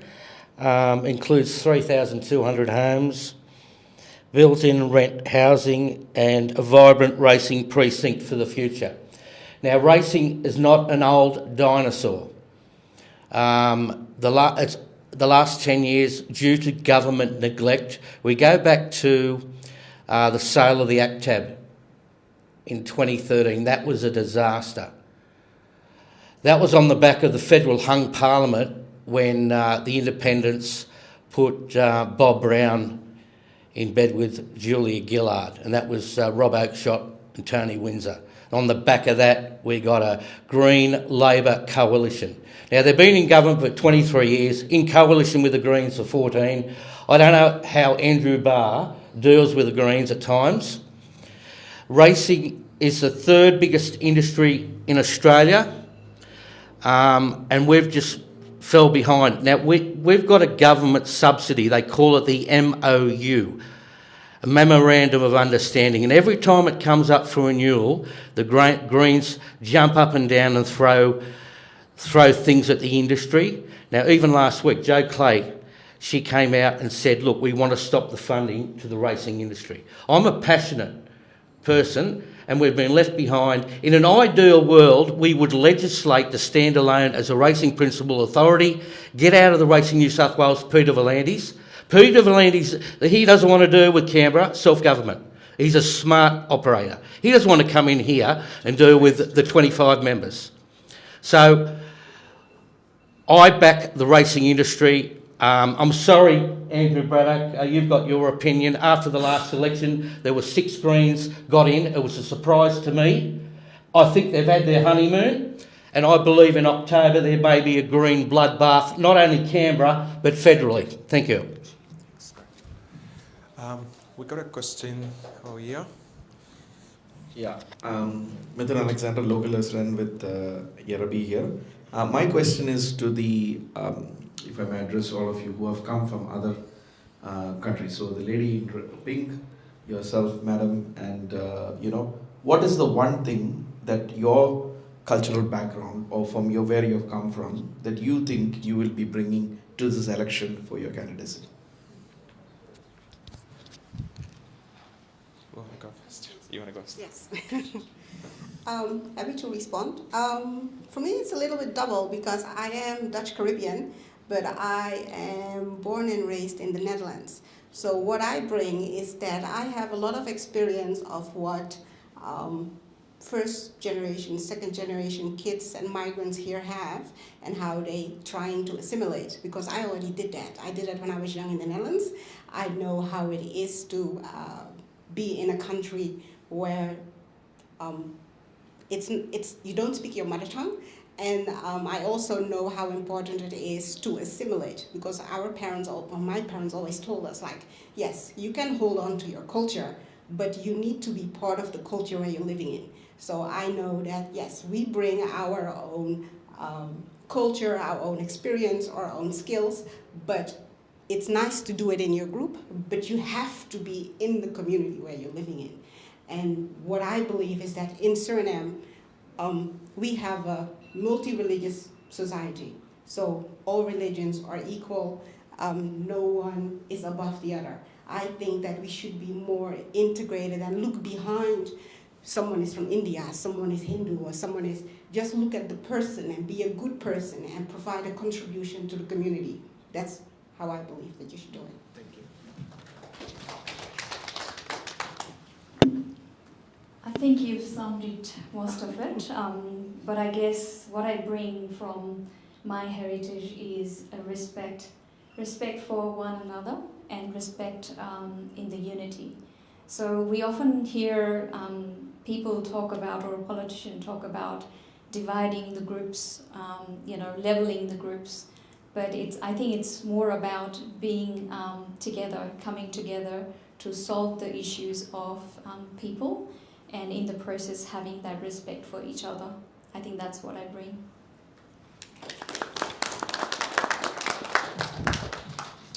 Thanks for the question. Since respect and cultural integration was being brought up, I will just more into acceptance, inclusivity, because when we think India, I come from an Indian background, so I think India, they all think Indians, but even within India, there's a lot of culture, a lot of religion, a lot of differences there, but still we accept each other. We treat each other as one, and more importantly, listening to everyone at the same manner without distinguishing or differentiating based on your appearance or what you do and believe. I think those are the things I would like to bring into this society. But I think we more or less do it here as well. I think we may have different cultural experiences, but more or less, Australia is a multicultural country, and we all bring our own sense of cultural integration, acceptance, and inclusivity here. So, yeah. Thanks, Mandy. We're going to take to the online questions, and then we're going to have another one quick question session, and then we're going to wrap up. So there's a question here. What's the plan for the Gungahlin Police Station? We have ESA services, 24 years with the same number of police. The last few months in Gungahlin without a police station is appalling. What is the plan?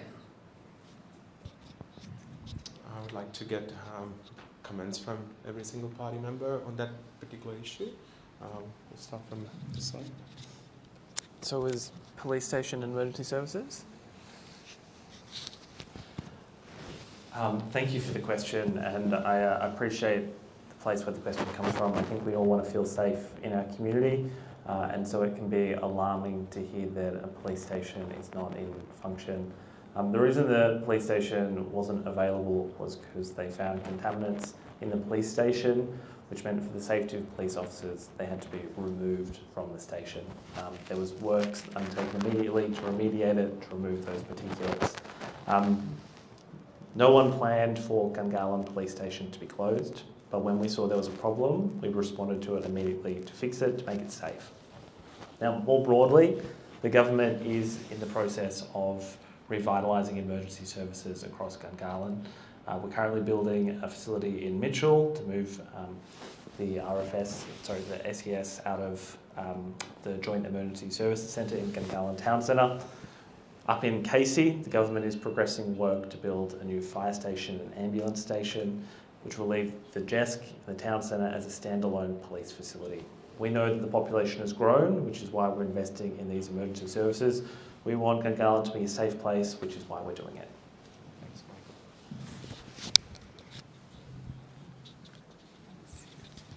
Thank you. Great question. We have made our announcement that we're wanting to bring 200 additional police officers to Canberra.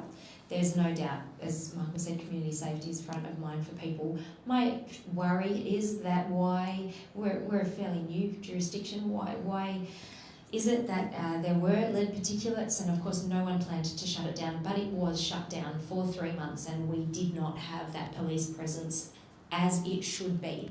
So I think it goes more to the let's be future focused. Of course, yes, Casey, all of those plans that the Canberra Liberals are on the record as going with that. We need a bigger police presence. We need to keep the community safe. And I've lost my train of thought. But I think the idea is not just think about today and tomorrow. We all knew how big Gungahlin was going to be. We do have less police officers now than we did 10 years ago, and that's not okay. We have grown. We need to have that future focus and make sure that the community does feel safe. Thank you. Did anyone in the floor didn't have an opportunity to ask any question? Yeah, everyone covered. So we could take a few more online questions. Oh, sorry, I just have one last thing. Just with the idea of, can I just grab that for a sec? With the idea of community spaces and creating those spaces that you want to do, could I put it to all the parties to consider grassroots availability of those spaces? Our pantry is going to close in a few months' time. We've been working with Access Canberra. Nothing's happening about giving us space. We can't afford to pay rent, but we can continue to provide the service if we had space. Communities at Work's report card should be marked as don't play well with others. They don't share spaces and they have all the space. The government gives them everything. Grassroots communities get nothing. You all need to consider that as an idea. That space going to grassroots communities so pantries can operate in safe spaces so that the community can get to it and they have trust and value that, as opposed to going to communities of work where we hear numerous stories of people feeling demeaned and horrible for the experience of going there. Thank you. We've actually on the same theme as that. We've got a volunteers sort of group, the ACT Land Care Community Catchment Group. They support over 100 community groups, thousands of volunteers across the ACT. Collectively, these volunteers contribute millions of dollars to conservation and the bush capital every year. It says basically the question: the ACT Greens have committed to funding the ACT Catchment Group, Frog Watch and Water Watch for 4 years. What are the other parties and independents' plans for funding community land care networks? So we should probably put that out there, and there is another follow-up question too that I'll ask after that, if possible.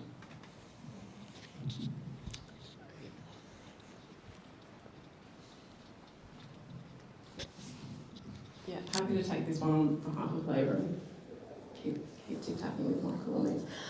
So look, Labor is still to announce its environment policy, so I can't give you the specific details, but I can assure the person who's asked the question that we have been meeting with Landcare, actually had a meeting with them yesterday, and as the Labor spokesperson, we'll be making a series of recommendations off that and understand and acknowledge the great work that Landcare does and that the volunteers do.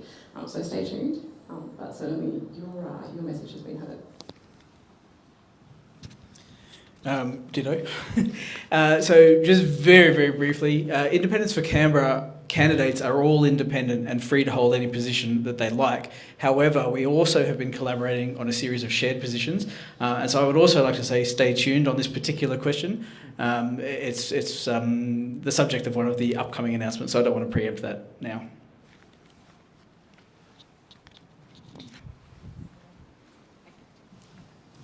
We're all in the same boat.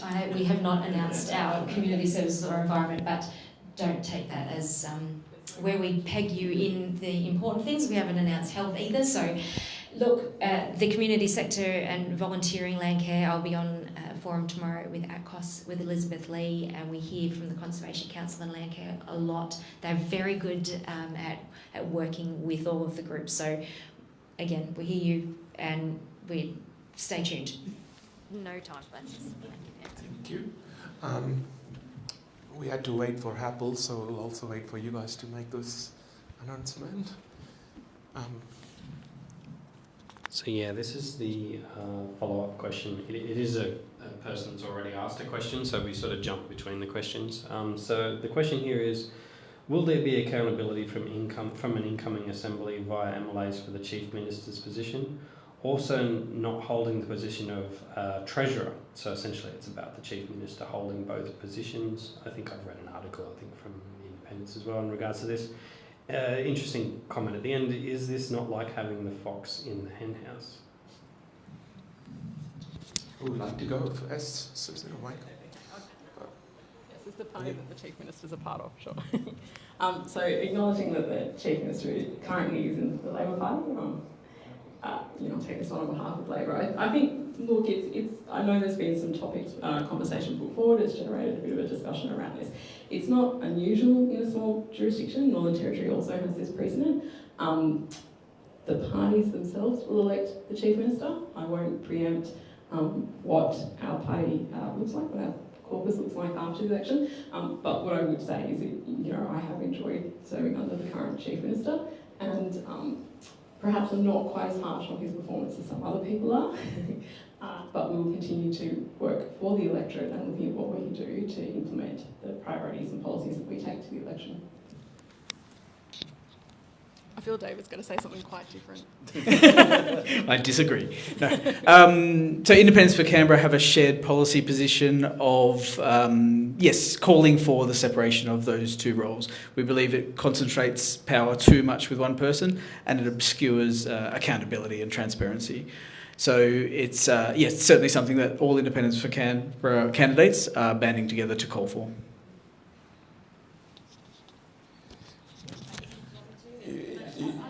You want to jump in as well? Okay, I do have a comment on a particular thing.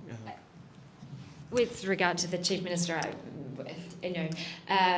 and the Treasurer position, look, we haven't, certainly don't have a policy position for you tonight on that, but it is I do like the fox in the hen house scenario. I will say that with our rates announcement, we announced that over the next 4 years that rates will only increase 2.2%, and alongside of that we also said that we would establish an independent valuer. So we're sort of picking up on that theme that you have to take it outside of the Chief Minister's remit as to those sorts of things.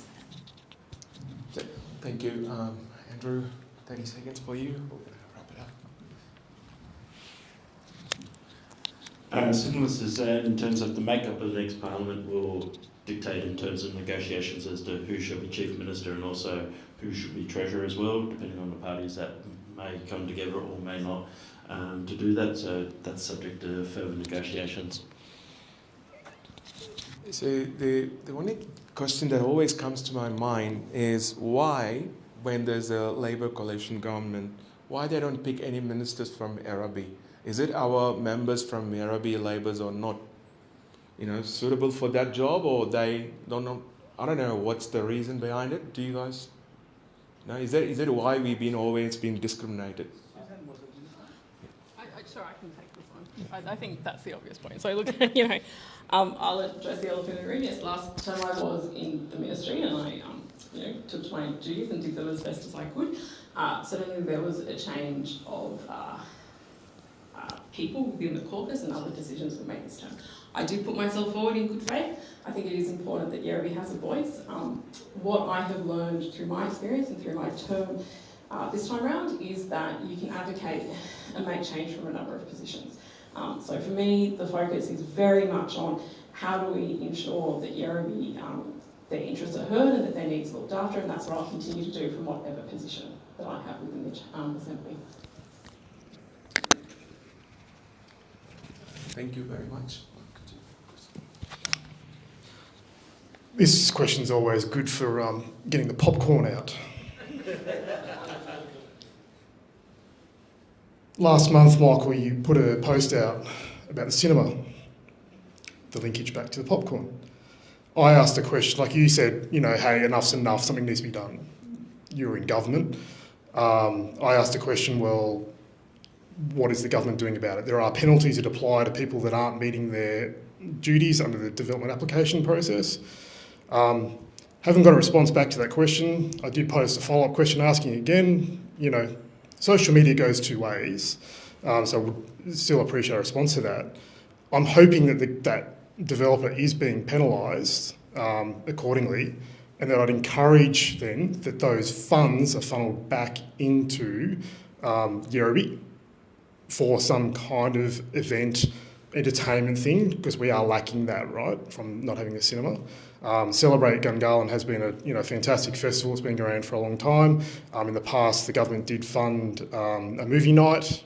There are options out there. So my question still stands: is the developer being penalised, and can you commit to having those funds, directed to something fun and interesting, for Werribee? I was saving that question for the last, but that's okay, Mark. The last question. I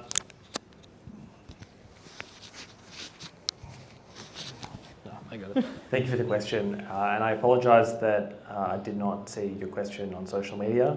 Whilst I post things on social media, increasingly over the years I've had less time to go through the comments. So I do try occasionally to get through them and see them, but I don't always catch them. I appreciate the question though, because the frustration that you experience is shared by lots of Gungahlin residents. For a very long time, Gungahlin residents have been staring at a patch of dirt instead of the silver screen. The problem that we face fundamentally is that there is a private developer that owns a block of land that has not been interested in building the cinema that they said they would. There exist penalties within the system to penalise developers that don't go through with their DAs, don't comply with what they're meant to be doing on that block. And I would make a broad comment that I don't think the penalties that developers face are steep enough. We've seen for a long time here in the ACT a practice of land banking. It exists for the cinema, it exists for housing developments right across the city. We've seen it at other shopping complexes too.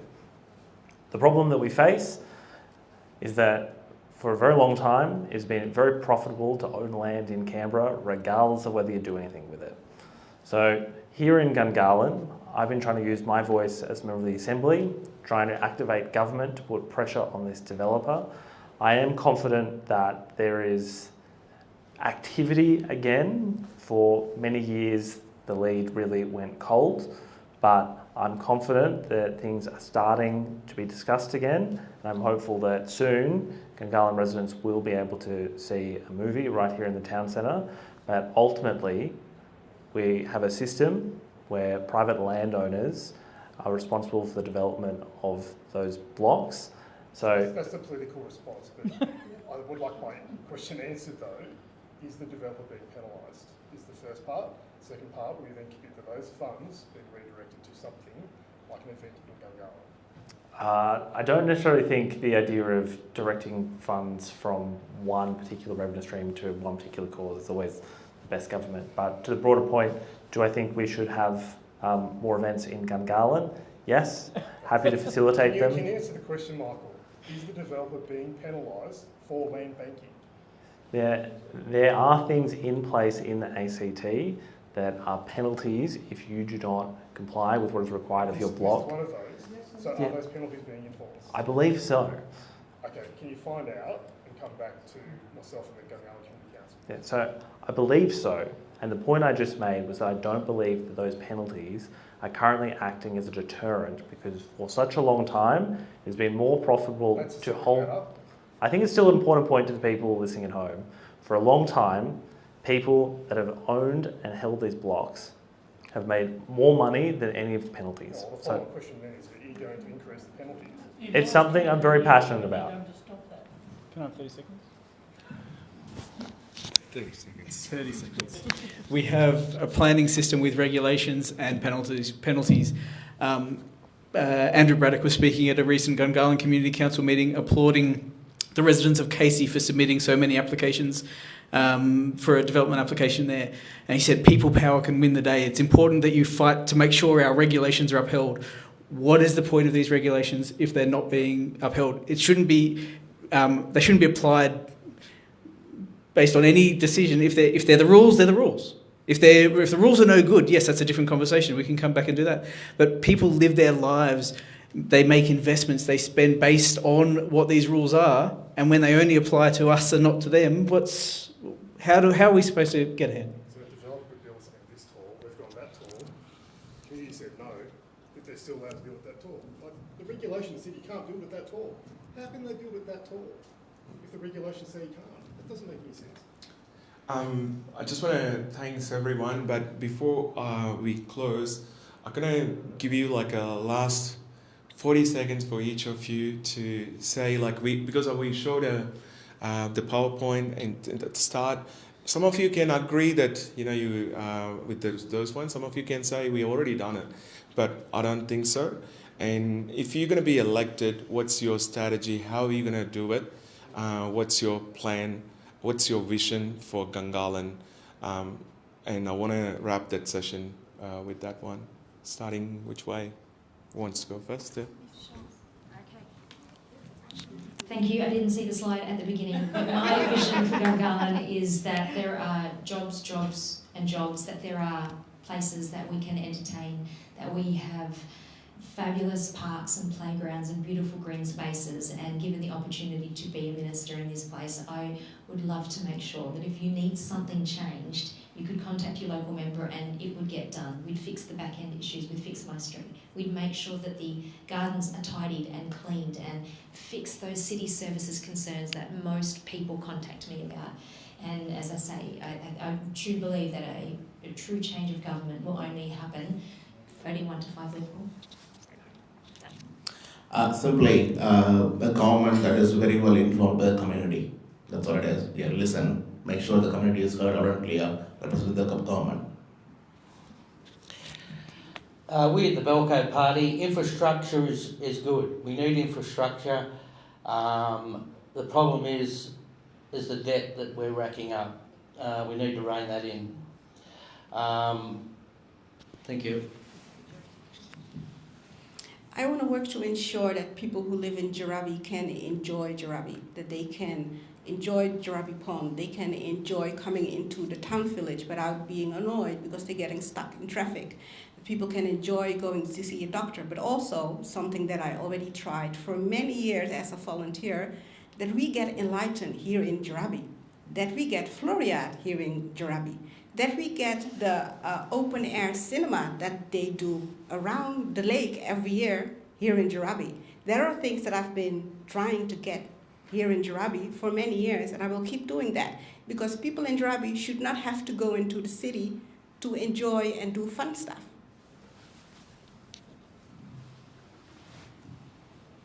I think what I like to see for Yarraby is community coming together, not just to have petition and request from government years and years for the same thing to be fixed, but to come together, celebrate a healthy and happy life in Yarraby. Thank you. Thank you. I want to start by thanking everyone that's made it this far into the evening. There's been a lot of political debates today, and I'm sure this was first billing for most people, but it is a really important thing that each and every one of you engages in our electoral process. There's been a lot of people today that have expressed disenfranchisement, but I'm here to tell you that in our electoral system, your vote really matters and it counts. So I encourage each and every one of you in the upcoming election to continue to investigate the candidates, listen to people, and then when you go and cast your vote, know that you're voting in a very powerful electoral system and that your values should be represented in the Assembly. So I'd like to see I said it here, a happy, healthy, educated and informed Canberra, Yarraby and Canberra. One of the elements that goes across all four of those pillars is respect. People should be respected and also feel respected. It's all well and good to do the first half of it, but the second half is very important as well. And I'll quickly touch on a few of the others have as well. The nature of our voting system, the Hare-Clark system, is that, and also the nature of our political landscape, the most powerful way that your vote can work for any change is to vote for independents and minor parties before major parties. So if you are looking for change, I implore you to, as Michael just said, get to know your candidates first of all, find the independents and minor parties that you can support first, and the major parties that you can support after the minor parties and independents. I think the benefit of coming this far down the line is I've almost forgotten the question, but I think it was how would we respond to the list on the slides? Yeah. So look, it's quite a lengthy list, and I think it's to continue to work through it because, as I said earlier, Helly, I think there are things on there that have been addressed, and it's continuing to address the ones that haven't. For me, a particular focus will be on that community infrastructure and that social infrastructure, and bringing the community's voice into shaping them, as I have been doing all along. And for me, I think it's about being engaged with the community as part of the decision-making process as you work through that list. Because it's only when the community is coming along with you as part of the discussions and the decision-making process, that's where you see the real results coming through rather than government dictating from afar. Thank you, everyone. And last but not the least, the final question. It doesn't need your vocal response. All you need to do is raise up your hands if you agree with it. If you get re-elected, would you fight to get all our roads duplicated? When I say all over the I take an evidence-based approach. So all those, the drives, the Osbok drives, the Clarions drives and stuff. So Erabai. So if you don't know those roads now, I think too bad. You better go and do some homework as well. If you don't know which roads I'm referring to, probably need to do the homework as well. I'm talking about all those, example, Osbok Drive, Mirabi Drive and those kind of things. So would you, or would you work for duplicating rest of the roads that needs duplication? Just you need to raise up your hand. On an evidence-based approach. I'm not sure this is a hand raising. We all know the problem points, absolutely, but you asked us if we would duplicate more, that's a lot. So how about we take it as a comment, Henry? We know I drive them, we all drive them every day. There are certainly ones that need to be looked at as a matter of urgency. That's my point. Sorry, if the point is to improve the better transport movement, right? So that's the basic point here. I think definitely we can continue to advocate on how we can improve the traffic flow in the town center from the suburbs into the city. That I think pretty much everyone wants that. So that we can commit to. But duplication of roads is a completely different story. Okay, cool. So there are, I think for the online audience, there looks like there are a few agree that our roads needs to be duplicated. Some still need to go and do the research. So I'll let them do the research. And thank you for joining tonight. I would like to thank all of our members again and the candidates for joining us tonight. Let's give them a big round of applause for their time. And And I also want to thank you, each one of you who turned up today in the room. Let's give you a round of applause as well for coming and asking those questions. I'd also like to thank the people who joined us on Facebook. Thank you for all your questions and thank you for tuning in. I would like to thank my team as well. Thank you all. Have a good night. And the election is coming, so it's like a Christmas season. So make sure you vote for the right candidate and let your voice be count. God bless you. Have a good night.